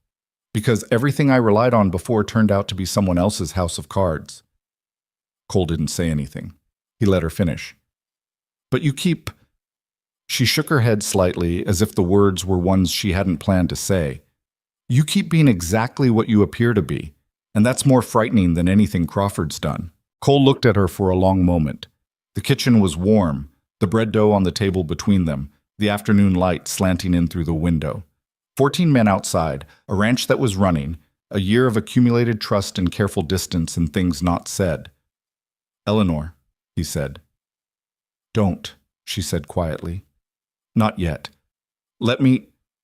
She pressed her palms against the table. Let me finish being afraid first. He understood that. He respected it. He nodded once, and she went back to the bread, and he went out to the property, and neither of them said anything more that day. But the thing that had been building between them had moved, definitively, past the place where it could be quietly set aside. They both knew it, and the knowing of it was its own kind of change, by not an ending or a beginning exactly, but a threshold they were standing on together, waiting for the courage to step through. Crawford was seen in town twice more over the following week. He talked to a few more people, but the ground had shifted under him more than he realized. Cole's visit to the saloon had not gone unobserved, and the story people were telling about it was not the story Crawford was trying to construct. People in small communities have finely calibrated instincts for who's protecting what, and the picture of Cole Mercer sitting down with a stranger to defend Eleanor Hayes communicated things that no deliberate reputation management could have engineered. By the second week of August, Crawford's conversations were finding fewer interested listeners. The feed store owner told him plainly that he didn't want to hear it. The saloon keeper, who had known Cole Mercer for 15 years and found the new widow in question to make notably good preserves which she'd sold through the general store in the spring, said something similar in less polite terms. On a Thursday morning, Crawford's horse was gone from the livery stable where it had been boarded, and Crawford was gone with it. Jim heard it from the livery owner and came back to the ranch and told Cole at the fence line where they were checking posts after the summer stress on the timber. He's gone, Jim said. Cole set down his post driver. For now. You think he'll be back? Cole thought about it. Crawford was a man who moved on when the territory stopped being profitable. Blackstone County had stopped being profitable for him, clearly and publicly. That kind of man found his level eventually. Maybe not, Cole said. There's easier money elsewhere. Jim picked up his own tool and worked in silence for a moment. Then he said without looking at Cole, You told him Eleanor was the most capable person you'd dealt with in 20 years. Cole looked at him. Who told you that? Barkeep, he was there. Jim's mouth did the thing that was his version of a smile. 20 years is a long time. It is, Cole said, and picked up the post driver and got back to work. That evening, Eleanor brought coffee out to the porch after dinner.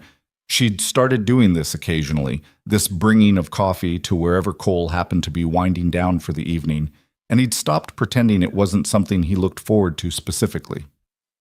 She sat in the other chair and they looked out at the property in the darkening light, the way they did, with the comfortable silence of two people who didn't need to fill quiet with noise. After a while, she said, Thank you for all of it. You'd have managed without me. Maybe, she said, but I didn't have to. A pause. That matters. He looked at her. She was looking out at the land, her coffee held in both hands, and there was something in her face in that moment that he recognized as a version of the feeling he'd been carrying around for months.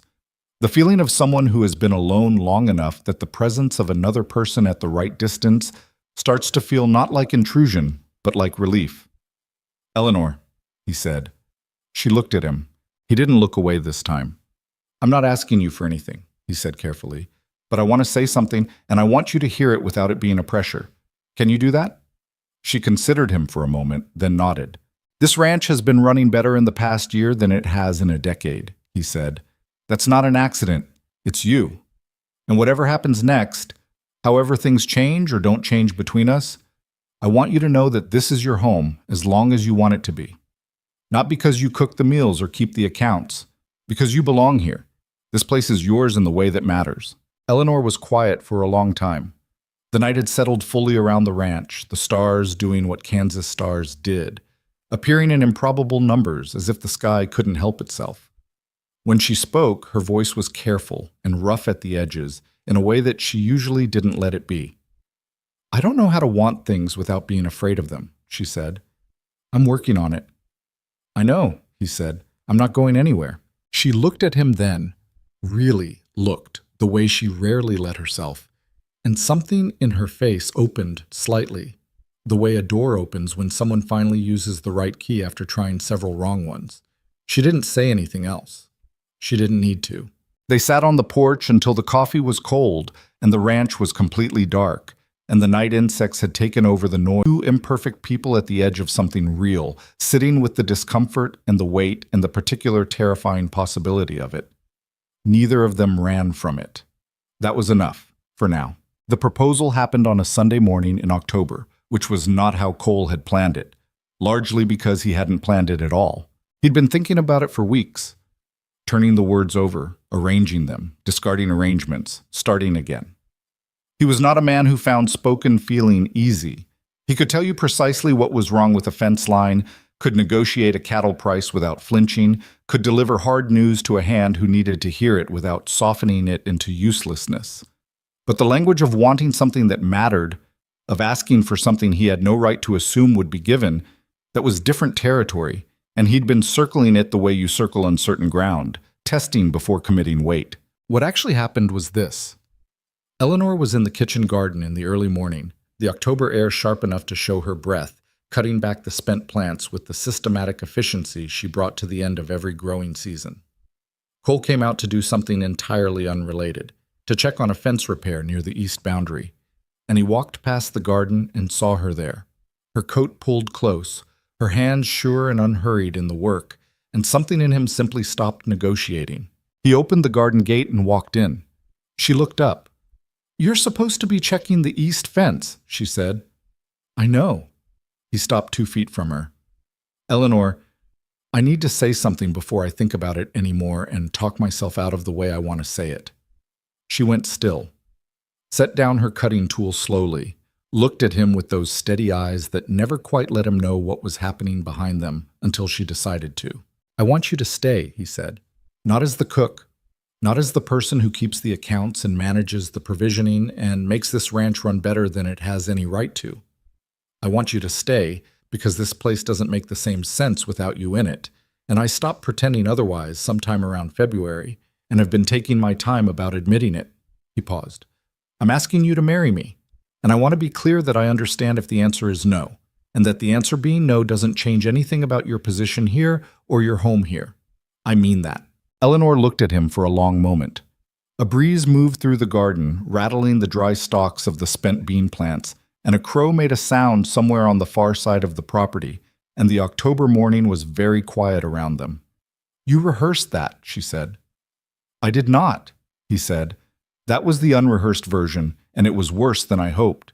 Something shifted in her face. Not quite a smile, not quite something else, but the particular expression she got when she was feeling something larger than she had a comfortable word for. She picked up the cutting tool from where she'd set it down, turned it in her hands. "I told you I don't know how to want things without being afraid of them," she said. "You did." "I'm still afraid." She looked at him. "Of trusting this, of being wrong again about what's solid." She paused. "My first marriage is not this," he said, not dismissively, carefully. "No," she agreed, "it isn't." She was quiet for another moment, working through something that he could see moving behind her eyes but couldn't read.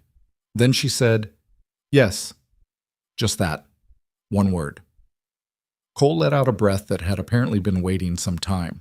"Yes," she said again, slightly more like herself this time, the dryness back in her voice, the steadiness that was her natural register. "But I want to be clear about something too. All right? I'm not going to become a different person because of this. I'm still going to have opinions about the supply accounts. I'm still going to reorganize things when they need reorganizing. I'm still going to push back when I think you're wrong." "Eleanor," he said, "if you stopped doing any of those things, I'd think something was wrong with you." She looked at him for a moment, and this time the thing that moved across her face was, unmistakably, a real smile.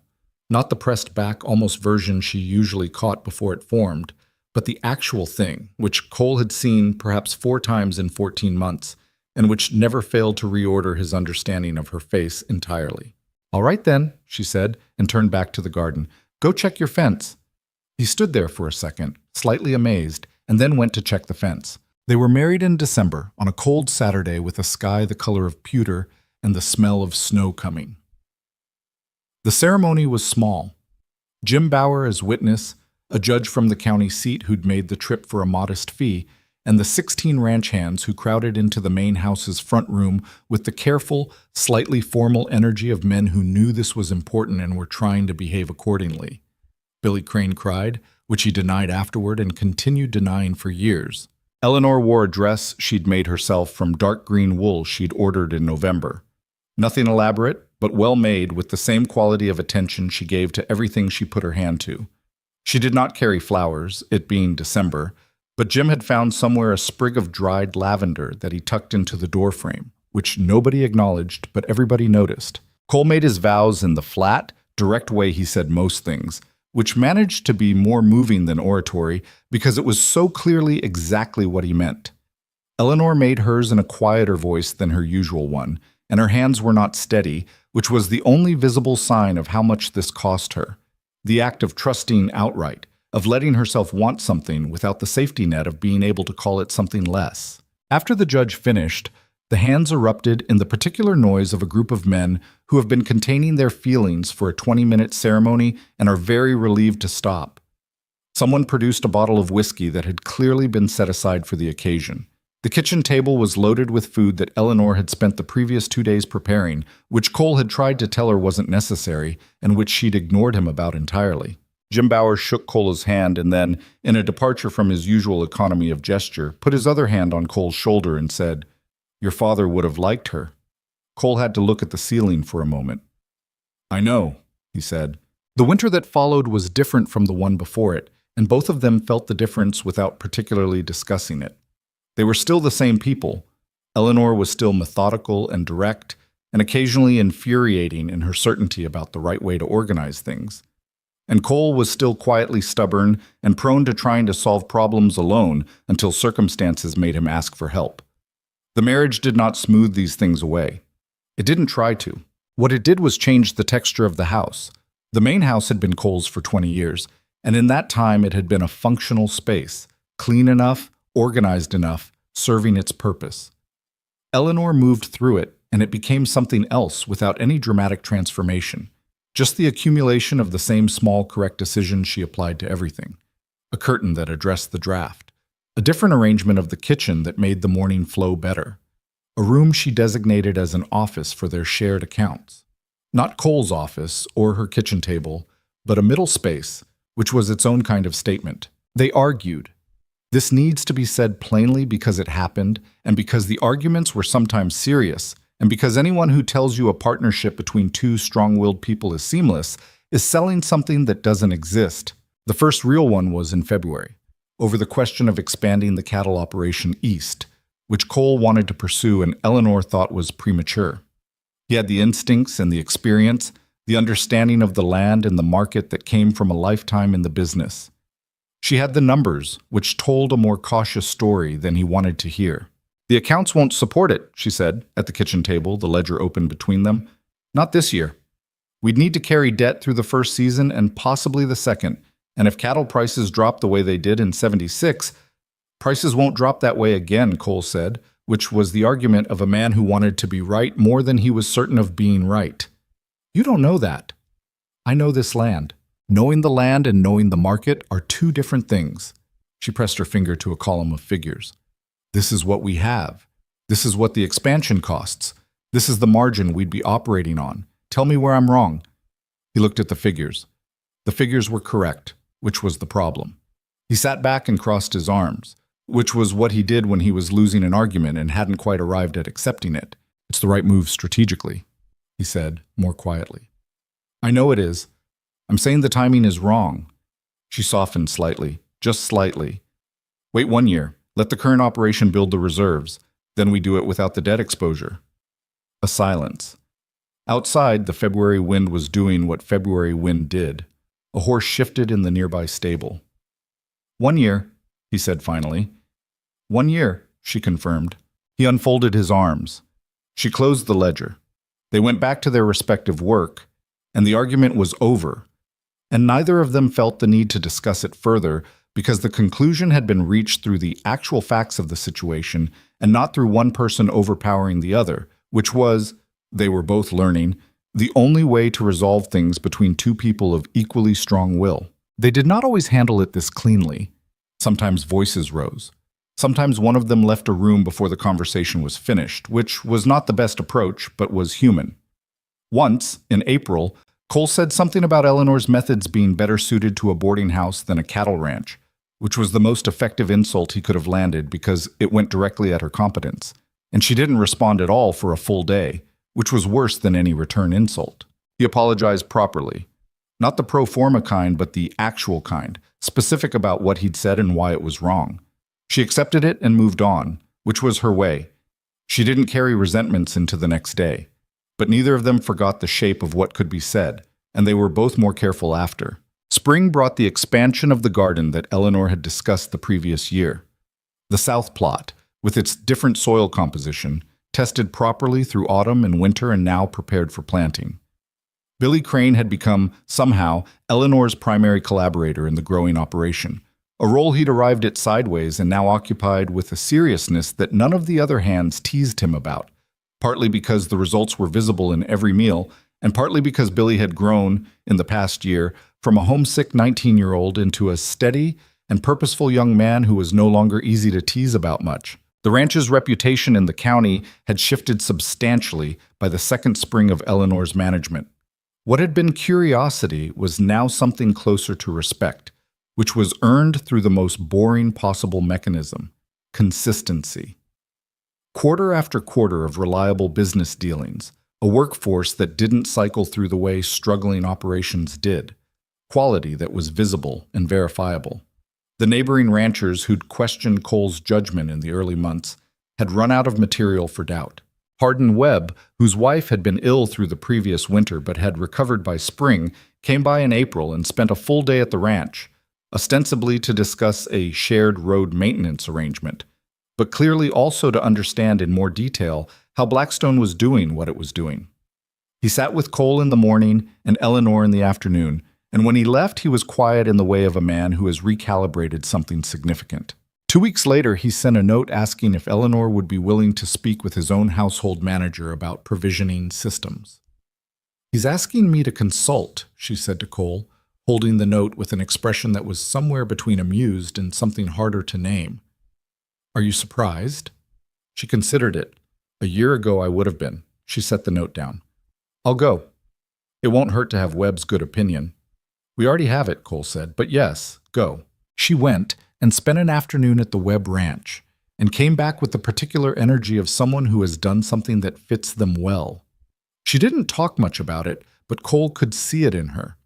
The satisfaction of someone operating at the full scope of their ability, rather than within artificially narrowed limits.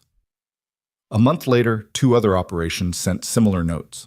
By the following autumn, they had a small, informal operation that nobody had named yet, Eleanor advising neighboring households and smaller ranch operations on provisioning, accounting, and logistics, charging modest fees that she put directly into a separate account that Cole didn't touch because she'd built it herself, and it was hers in the specific way that things you make from nothing are yours. The fees were not large. That wasn't the point. The point was that she was operating in the wider world as herself, under her own name, with her own reputation. One evening, she came back from a consultation at a struggling farm operation 12 miles east, a widow woman with 2 children and a property that was in serious danger of failing. And she sat down at the kitchen table with Cole and was quiet for a long time before she said, "She doesn't have anyone helping her. She's doing it all alone and she's making mistakes she doesn't know are mistakes because nobody's told her." Cole looked at her. "What did you tell her?" "I told her what I saw, the same things you'd tell anyone." She paused. "I'm going to go back next week. I don't want to charge her. She doesn't have it." "Then don't charge her." "I know." She was quiet for a moment. "She reminded me of myself when I first got here." She didn't say this self-pityingly. She said it the way she said most things, as a factual observation. The same look, like she's doing math in her head all the time about whether she's going to make it. Cole was quiet. "I made it," Eleanor said, "because I ended up somewhere that gave me room to." She looked at her hands on the table. Not everyone ends up somewhere like that. He understood what she was arriving at. He waited for her to arrive at it at her own pace. "I want to do more of this," she said. "The consulting, but not just for people who can afford it." She looked up at him. I want to help the operations that are failing, not as charity. I'd structure it as a loan of expertise. They improve, they pay when they can. If they can't, they don't. She paused. It'll cost us time. Some of it mine, some of it yours. And we won't always see a return. I know, Cole said. You understand what I'm proposing? I understand it. He looked at her steadily. Do it. She studied him for a moment, looking for the hedge, the qualification, the yes but. She didn't find one. Just like that, she said. You know what you're doing, he said. I've had sufficient evidence of this. She looked at him for a moment longer, and then she laughed, genuinely, the way she laughed when something caught her off guard, which was not often and was therefore still surprising every time, a real and unguarded sound. All right, she said. The following year, 1881, Eleanor helped save the widow's farm and 2 others. None of them were dramatic rescues.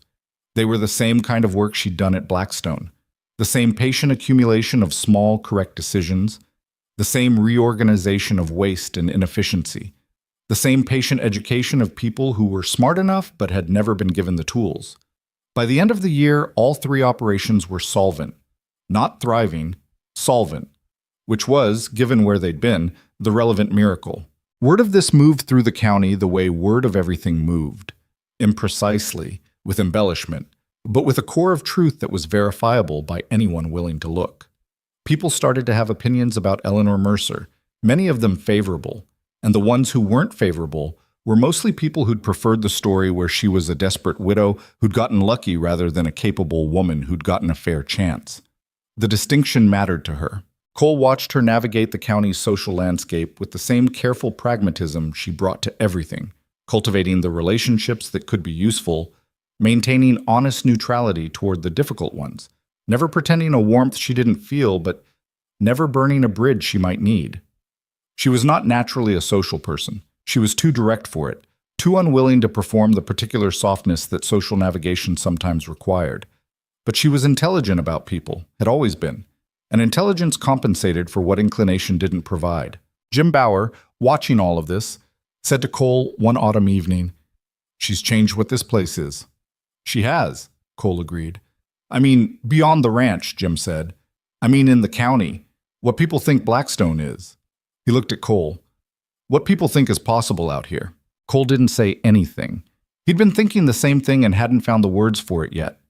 The ranch had been his father's and his grandfather's, and he'd always understood his role as continuation, maintaining what had been built, holding against the forces that wore things down.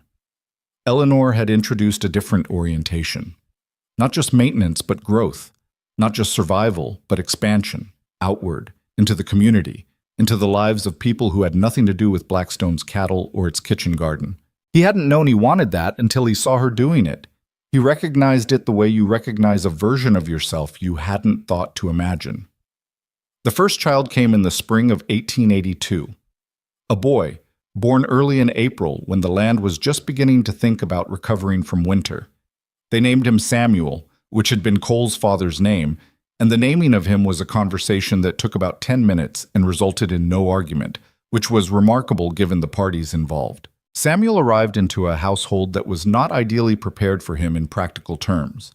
Eleanor had organized the physical necessities with her usual thoroughness, but the first weeks of a new child in a house are their own category of experience, unorganizable by any system.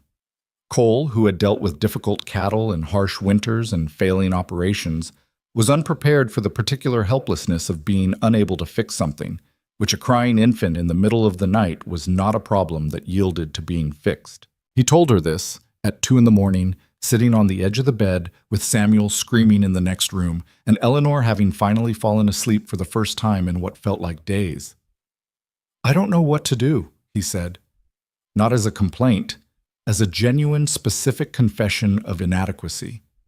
She was awake, or half awake, which for Eleanor were not as different as they would be for most people. "You go in," she said, eyes still closed. "You pick him up. You walk. Walking doesn't stop the crying." "No," she agreed, "but he's not alone while you're doing it. That's the point." He sat with that for a moment. Then he got up and went into the small adjoining room and picked up his son, who weighed almost nothing and was furious about something Cole couldn't identify, and walked around the room, up the short hallway, back again, until eventually, in the way of infants who have exhausted their complaint, Samuel quieted to a ragged, shuddering breath, and then to stillness, and then to sleep. Cole stood in the dark hallway holding a sleeping baby and felt something that he would not have been able to name to anyone, but that was the particular feeling of a man understanding something about his life that he hadn't understood before. He stood there for a while. Then he put Samuel down carefully, with the exaggerated carefulness of a man who has never done this before and is deeply motivated not to undo what took 40 minutes to achieve, and went back to bed. Eleanor was asleep.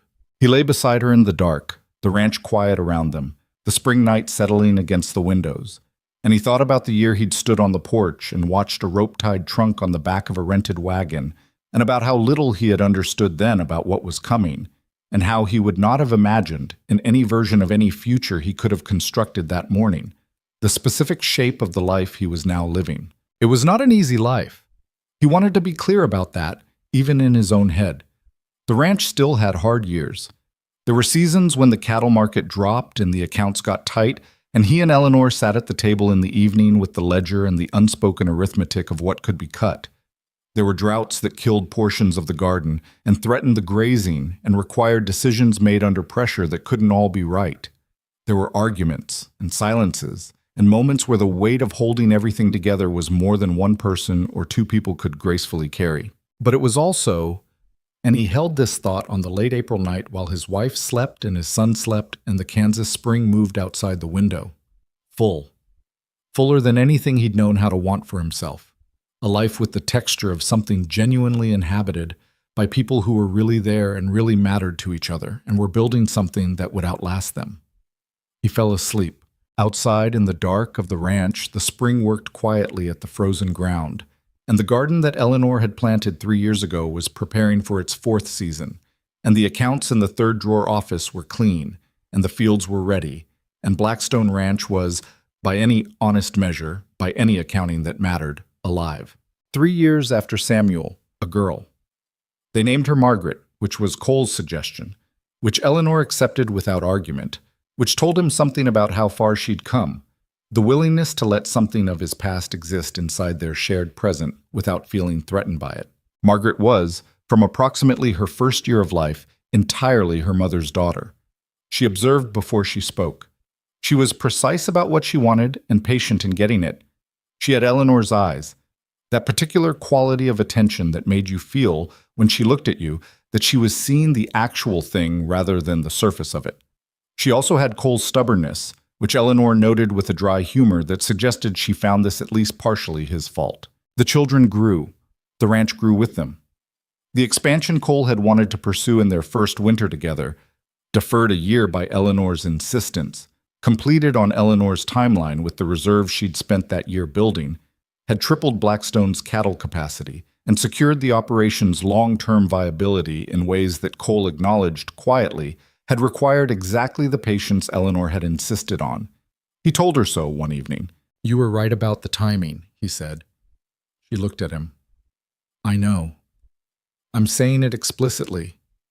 I heard you." A pause. "Thank you." He nodded. That was the whole of it. Two stubborn people acknowledging what was true without needing to make a production of it. The consulting work Eleanor had started in 1880 had grown by the mid-part of the decade into something that occupied a substantial portion of her time and had a shape she'd given it deliberately.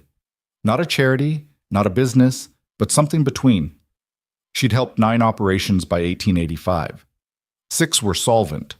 1 had failed anyway, despite her best work, because the problems were too deep and too old to address in the time available, which she'd told the owner honestly before she'd finished, and which she continued quietly to feel was a failure, even when Cole told her she couldn't fix everything.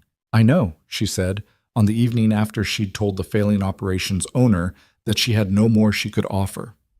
"But I should have seen it sooner. If I'd gone in 2 years earlier."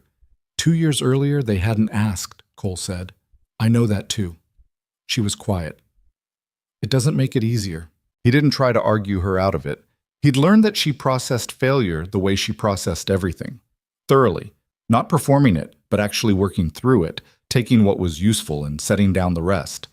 It took time. You let it take time. The county, by the late 1880s, understood Eleanor Mercer in a way it hadn't when she arrived as a stranger, on a wagon with a rope-tied trunk. The understanding was not uncomplicated. She had generated her share of friction over the years, by saying things that needed saying to people who hadn't wanted to hear them, by pursuing approaches that challenged how things had always been done, by being exactly as capable as she was without making it easier for people to dismiss. But the results were visible, and in the practical world of frontier Kansas, results were the argument that ended most others. Hardin Webb, whose wife was now fully recovered, told someone at the county land meeting in 1887 that Eleanor Mercer was the most valuable person in the county, and he said it without a single qualifier, which from a man of Webb's particular character was roughly equivalent to a monument.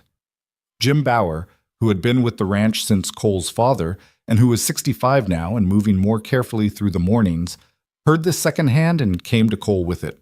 "Webb said that publicly," Jim said. "I know. I heard."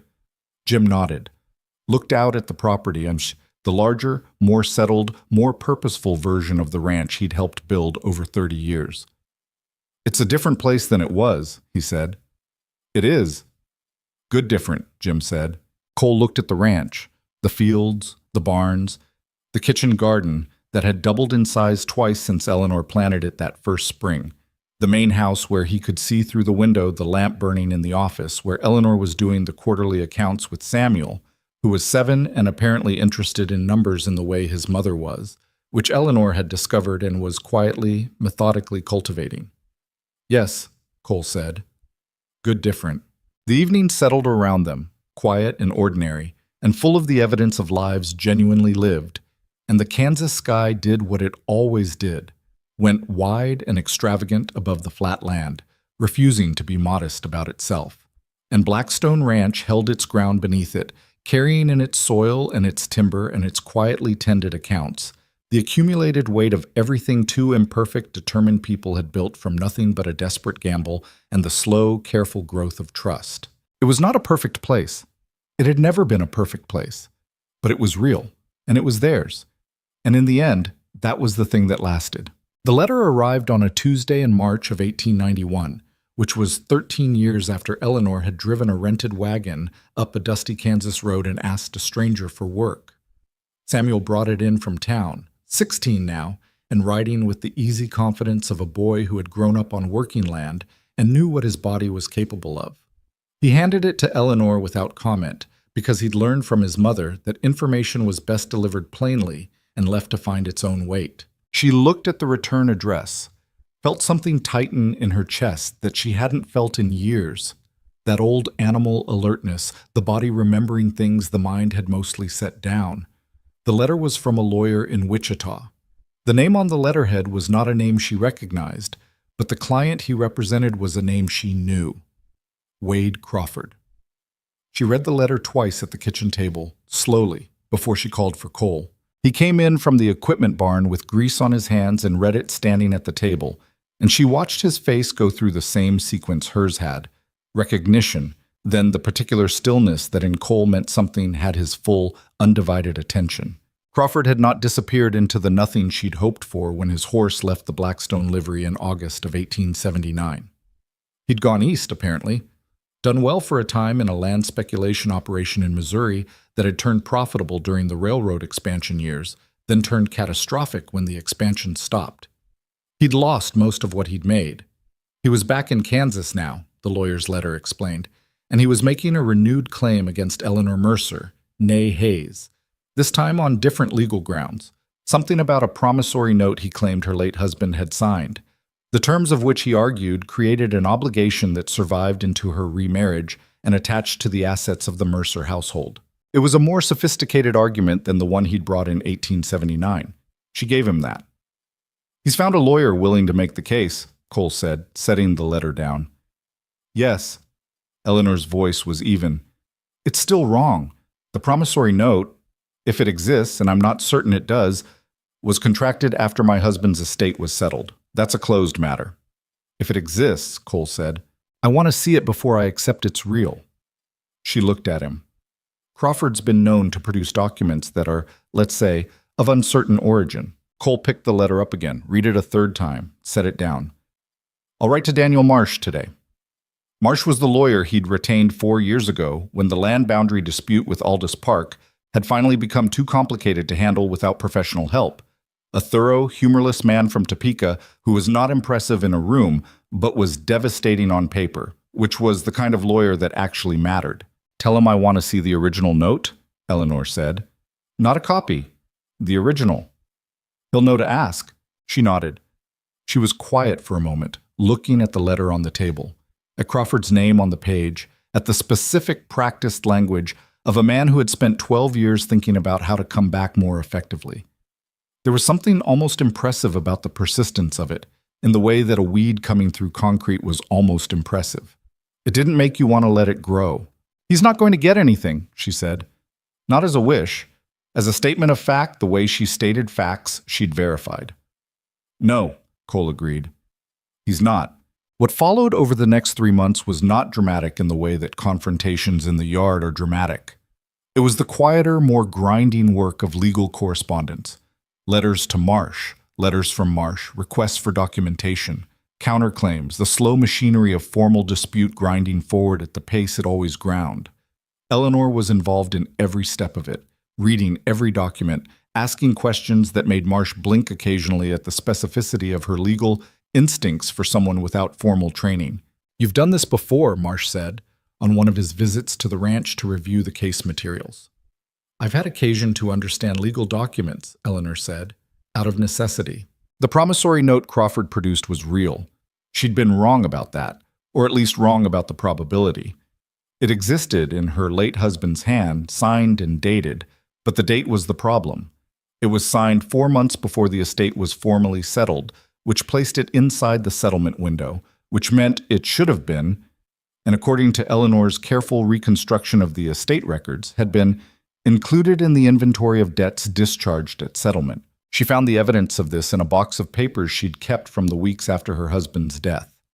She had not known, in those weeks, exactly why she was keeping everything. She'd been operating on instinct, on the knowledge accumulated from years of watching how quickly the documented world could be rewritten if you didn't have your own record of what it had actually said. The papers were 13 years old and showed it, but they were readable and they were specific, and they constituted exactly the kind of evidence that made Marsh stop being humorless for approximately 10 seconds. You kept these, he said. I keep everything, Eleanor said. Crawford's lawyer, presented with this documentation, withdrew the claim in June. There was no public acknowledgement, no apology, no scene. Crawford simply ceased to be a legal problem, the way a fire ceases when it runs out of fuel. He was in Kansas somewhere. She didn't know exactly where and didn't look, and she assumed he would find another angle eventually, because men like that didn't change their fundamental orientation toward the world. They just changed their tactics. But he had run out of tactics against her, and they both knew it. She told Cole on the evening that Marsh's final letter came confirming the withdrawal. They were on the porch, as they so often were in the evenings, the summer having turned the Kansas light that particular amber that made the whole landscape look like something worth painting. It's over, she said. Cole was quiet for a moment. For now. For good, I think, she said. He's out of approaches, and he's older. This took more energy than he probably expected. She looked at the drive, the same drive where he'd appeared 12 years ago, where she'd felt that old animal tightening in her chest. Some things just finally run out of steam. Cole looked at her. Are you all right? She considered the question seriously, the way she considered things that deserved a serious answer. Yes, she said. I'm genuinely all right. A pause. I've been waiting for him to come back for 12 years. Not consciously, not every day, but somewhere in the back of my head waiting. And now it's done and I just feel... She paused. Lighter, I suppose. Good, Cole said. She looked at him. Do you know what the strangest part is? Tell me. The first time he came, I was terrified, she said. Not so you'd see it, but I was. I didn't know how this would go. I didn't know if the law would help me or if he'd find a way to make the story whatever he wanted it to be. I didn't have anyone in my corner in any of the ways that matter. She paused. This time, I was angry. Not scared, just angry that he thought he could still get to me. That's a different feeling entirely. Cole looked at the land spread out before them, the fields, the barn, the kitchen garden that Margaret, now 8, had started treating as her personal territory, which Eleanor encouraged because she recognized the instinct. A lot changed in 12 years, he said. Yes, Eleanor agreed. We changed it. Samuel was the one who noticed it first, the shift that happened to Eleanor after the Crawford matter closed, the particular quality of someone who has set down a weight they'd been carrying so long they stopped noticing it as separate from themselves. He was 16 and perceptive in the way of children raised by perceptive people, and he came to her one July evening while she was working in the account books and said, without preamble, "You seem different." She looked up. Different how? He considered it, with the careful word selection that was his strongest inheritance from both parents. "Less like you're waiting for something bad," he said. Eleanor looked at her son for a moment. He was Cole's height already, with Cole's broad shoulders and her eyes, and the combination was occasionally startling. This person who was both of them in one, who had arrived into the life they'd built together and simply inhabited it, as if it had always been there waiting for him. "That's very observant," she said. "You taught me to observe things." "I did." She closed the ledger. "You're right. I was. And I'm not anymore." She paused. "Or at least, less." "Because of the lawyer thing?" "Because of a lot of things," she said. "The lawyer thing was the last piece of something." She looked at him steadily. "Samuel, what I want you to understand, and I don't often say things like this directly, so pay attention, is that most of what looks like luck in a life is actually accumulated decisions. Small ones, mostly. Most of them unsexy. Choosing to keep a box of papers when you don't know why. Choosing to stay in a place that gives you room to grow when it would be easier to leave. Choosing to trust someone even when trust is the thing that's been used against you before." Samuel was listening with his full attention, which was a thing he did. The ability to actually listen, not just wait for a pause in the speaking. "This ranch," Eleanor said, "is not what it is because of any single good decision. It's what it is because of about 10,000 small ones, most of them made when we were tired or uncertain or both. That's what I want you to carry. Not the ranch. The habit of the decisions." He was quiet for a moment. "That's not very romantic," he said. "No," she agreed. "It isn't, but it's true." He nodded. Then he said, "I'm going to study accounting, formally, if you think it makes sense." She looked at him. Something in her chest did something complicated. "I think it makes a great deal of sense," she said. The 1890s moved through Blackstone the way decades move through working land. Not gently, but honestly. There were hard years in there. 1893 was one of the hardest, when a national economic panic drove cattle prices to their lowest point in 2 decades, and a drought hit the county with the thoroughness of something with a personal grudge. They lost 2 fields of feed crops and had to make decisions about the herd that neither of them was comfortable with, selling cattle at prices that made Eleanor's accounts look brutal on paper. Cole sat at the kitchen table one October night in 1893 with the ledger in front of him and didn't say anything for a long time. Eleanor sat across from him because she knew what the silence was about and didn't try to shortcut it. Finally, he said, "We're going to be all right." "We are," she said, "but it'll take until spring at least." "I know." He looked up from the ledger. He was 56, and the years were in his face. The particular weathering of a man who'd spent his life in Kansas sun, the deeper lines around his eyes, the gray that had overtaken his hair. He looked, she thought, like the land he'd spent his life on, like something that had been shaped by difficult seasons into exactly the form it was always going to be. "The decisions you made in 82, he said. "The reserves." "Yes," she said. "That's why we're all right." She nodded. "Yes." He looked at her for a moment. "You're not going to say I told you so. The accounts say it for me." He almost smiled. "That's worse." She did smile. "I know." What they didn't say, sitting at the kitchen table in the hard autumn of 1893, was what they both understood. The ranch had survived because it was built correctly, from the foundation up, with the particular kind of attention that comes from 2 people who take the work seriously and take each other seriously and don't confuse the two. There was no single thing that saved them in the bad years. It was the sum of everything. The reserves Eleanor had insisted on, the relationships Cole had maintained with buyers that gave them flexibility on timing, the efficiency of the operation that let them weather reduced margins, the reputation in the county that meant they could borrow if they needed to, and people would lend. They didn't need to borrow, but they could have. That mattered. Jim Bauer died in the winter of 1894, quietly, in his sleep, at 69 years old. He'd been slowing for 2 years, handing more of the foreman's work to a younger man named Torres, who had been with the ranch since 1886.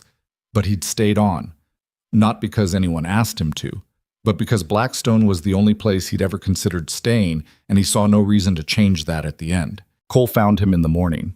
He didn't come to breakfast, which was unusual enough that Cole went to check, and he found Jim in his bunk with his hands folded on his chest and his face entirely peaceful, which was exactly the face he'd worn his whole life, and was therefore fitting.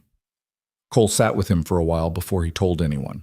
Eleanor came in eventually, having noted the absence and the silence, and she stood in the doorway and looked at Jim and then at Cole and didn't say anything for a moment. He knew this place better than anyone, Cole said finally. He loved it, Eleanor said. He just would never have used that word. No, Cole agreed. He wouldn't. They buried Jim on this property at the east edge of the land near the tree line, which was where he'd like to sit in the evenings when the weather was right. Cole dug the grave himself. Eleanor made the meal for afterward, a proper one, with everything done right, the way she'd made that first meal 14 years ago that had changed what the ranch was. The hands came and stood and said things about Jim, and most of what they said was insufficient to the man, because Jim Bauer was not someone who translated well into words, but they tried, and the trying was the point. Afterward, Cole stood at the grave for a long time alone. Eleanor left him to it because she understood that some griefs needed room. When he came in, she had coffee waiting. She sat across from him and let the quiet do what quiet does. After a while, he said, "He was the one who knew this place would change when you came." "I know," Eleanor said. "He told me.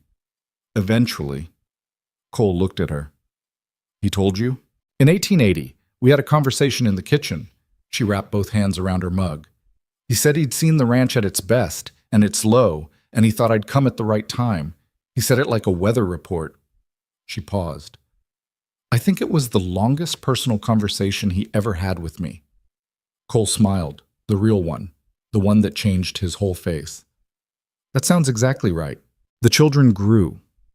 Samuel studied accounting in Topeka and came back to Blackstone in 1896 at 21, not because he had to. He had offers from 2 firms that wanted him, but because he chose to, which was a different thing, and the distinction pleased Eleanor in a way she didn't make a show of.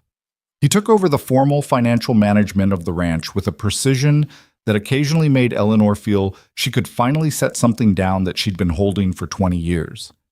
She let herself feel that without guilt, which was its own kind of progress. Margaret, at 14, had her mother's eyes and her father's stubbornness, and the particular fearlessness of someone who grew up watching both parents say difficult, true things without apology. She had decided, with the certainty of someone who had been observing the world carefully for 14 years, that she wanted to study law, which in 1896 for a woman in Kansas was not an obvious path, but was not impossible. And Eleanor's response when Margaret told her was immediate and unambiguous. "Then that's what you'll do," she said. Margaret looked at her. "You're not going to tell me it'll be hard." "You know it'll be hard. Telling you again is a waste of both our time." Eleanor looked at her daughter steadily. "I'm going to tell you that hard doesn't mean wrong. It usually means the opposite." Margaret thought about this. "Is that what it was for you, coming here?" Eleanor was quiet for a moment. Outside, the autumn ranch was doing what it did. The particular sounds and light of a place that had been tended for a long time by people who knew how. "Coming here was terrifying," she said. "It was also the best decision I ever made. Those 2 things were true at the same time." Margaret nodded, with the slow gravity of someone filing something important. "All right," she said. She went. She studied law. It was as predicted hard, and she did it anyway, which was also as predicted. The last time Cole and Eleanor talked about Crawford, it was 1898, 20 years after the rope-tied trunk, and it came up sideways. Not as a serious subject, but as a passing reference, a name in a context that had lost most of its weight. Someone in town had mentioned seeing a man who might have been Crawford, older and diminished, passing through on his way somewhere else. The information reached Eleanor through the normal channels of county information, without drama, and she mentioned it to Cole that evening as a piece of neutral news. Cole looked at her. Does it matter? She thought about it genuinely. No, she said. Not really. She paused. I used to think about him more than I should have. What he represented, the idea that the past could just show up one day and take what you'd built. She was quiet. But what I've learned, what this place taught me, is that the past can't take what's actually solid. It can harass it. It can create problems that need solving, but it can't take it if it's real. Cole was quiet, looking at the land. We built something real, she said. It wasn't a question. Yes, he said. We did. The years after that were the ones that felt, in memory, most like themselves. Not the dramatic years, not the years of crisis or confrontation or hard decision, but the long, textured middle of a life genuinely inhabited. The ranch ran. Samuel managed the finances with a precision that occasionally improved on Eleanor's methods, which she acknowledged without it costing her anything, because she'd built her self-worth on something sturdier than being the smartest person in the room. Margaret wrote letters from Topeka that were direct and funny and occasionally infuriating, which Eleanor found deeply satisfying as evidence that she'd raised someone real. Cole slowed as he aged. Not dramatically, not all at once, but in the way of working men who have used their bodies honestly. The knees first, then the mornings, then the distance he could cover on a given day without pain. He adapted to it with the same stubbornness he'd brought to everything, refusing accommodation until accommodation became necessary, and accepting it when it did without making it a grief. Eleanor aged differently, more internally, the slowing happening in her energy rather than her body, the long evenings of account-keeping giving way to shorter sessions, the early mornings shifting later without the guilt they would have once produced. She had, gradually, permitted herself to rest in ways she hadn't allowed when there was still something to prove. One evening in the early years of the new century, 1903 or 1904, neither of them was precise about it in memory. They were sitting on the porch in the way they had sat on the porch for 25 years, the Kansas sky doing its extravagant thing above the flat land, and Cole looked at the property spread out before them and said, "What do you think your husband's debts were worth?" Eleanor looked at him. "The ones that brought you here," he said. "If he'd died solvent, if there'd been nothing to run from." He wasn't being cruel. He was asking the question he'd been sitting with for a long time, with the honesty that was his primary register. She was quiet for a long moment. "I'd have stayed in Wichita," she said. "Found something smaller. Managed someone else's household, probably. Been competent and contained and—" She stopped. "Small," he said. "Small," she agreed.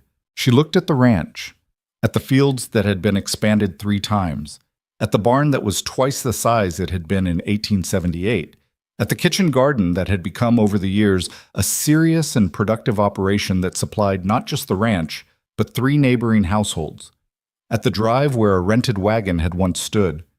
"It's a strange thing to be grateful for," she said, "losing everything." "Maybe," Cole said, "or maybe it just depends on what you find after." She looked at him. This man she'd agreed to trust when trust was the most frightening thing she'd ever agreed to. This man who had not been perfect and had not pretended to be and had stayed exactly what he appeared to be for 25 years, which was the rarest and most valuable thing she knew. "Yes," she said, "maybe that's it." The ranch outlived them both, which was what they'd intended. Samuel ran it after Cole died in 1909, still on the land he'd been born to, in the house he'd shared for 30 years with a woman who had arrived uninvited and remade everything. Margaret came back for the funeral and stayed for a month, and in that month she and Eleanor had the kind of conversations that are only possible between 2 people who have always been honest with each other and now have the time to be honest about everything. "Are you all right?" Margaret asked her mother, the evening before she had to return to Topeka. "I'm sad," Eleanor said. "I'll be sad for a while." That's the correct response to losing someone you loved for 30 years. She paused. "But I'm all right. I built something that doesn't need me to hold it together every minute. That was always the goal." Margaret looked at her mother, at the woman who had arrived in Kansas with a rope-tied trunk and no references and had, through the application of intelligence and stubbornness and a willingness to trust one man at exactly the right moment, built a life that had changed the shape of the county around it. "You know, people tell stories about you," Margaret said. "In town. The widow who came with nothing." "I know," Eleanor said. "Does it bother you, the way they tell it?" Eleanor considered. "Sometimes," she said, "they make it sound cleaner than it was, like there was a plan." She shook her head. There was no plan. There was one decision at a time, usually made scared, usually made tired, usually made with less information than I wanted. She paused. "That's what I'd want people to know, if they're going to tell the story. It wasn't clean, it was just sustained. We kept going. That's the whole of it." Margaret nodded, then she said, "That's a harder story to tell." "Yes," Eleanor said, "but it's the true one." Eleanor lived another 11 years after Cole. She kept the accounts until she couldn't see the figures clearly enough, and then she handed them to Samuel and spent the time differently. In the garden, in long conversations with people who came to the ranch to ask questions she'd been answering for 30 years, in letters to Margaret that ranged across everything. She was not diminished in those years exactly. She was more concentrated, the essential thing remaining when everything peripheral had been set down. She died in 1920 in the spring, in the room off the kitchen that had been her first home on the property, and that she'd long since moved out of but had kept. She'd never been able to say clearly why, except that it meant something to her. That small room where she'd sat up past midnight on her first nights at Blackstone and tried to decide whether this was real or whether she was building on sand again. It had been real. She knew that now, with the certainty of someone who has tested a thing for 40 years and found it holds. Samuel and Margaret were both there at the end, and the ranch was quiet around them. And the spring was doing what spring did, working at the frozen ground, turning it, preparing it for what came next. Outside, the kitchen garden was already showing green. The accounts were clean. The land held. What one woman had built from a desperate arrival and a chance offered in good faith was still standing, still working, still feeding people and employing people and teaching people by the simple example of what it was. A place where two imperfect people had chosen, over and over, the harder and more honest path, and had left something behind that lasted. Not because it was extraordinary, because it was sustained. That is the whole of it. That is the story. And that, in the end, is enough.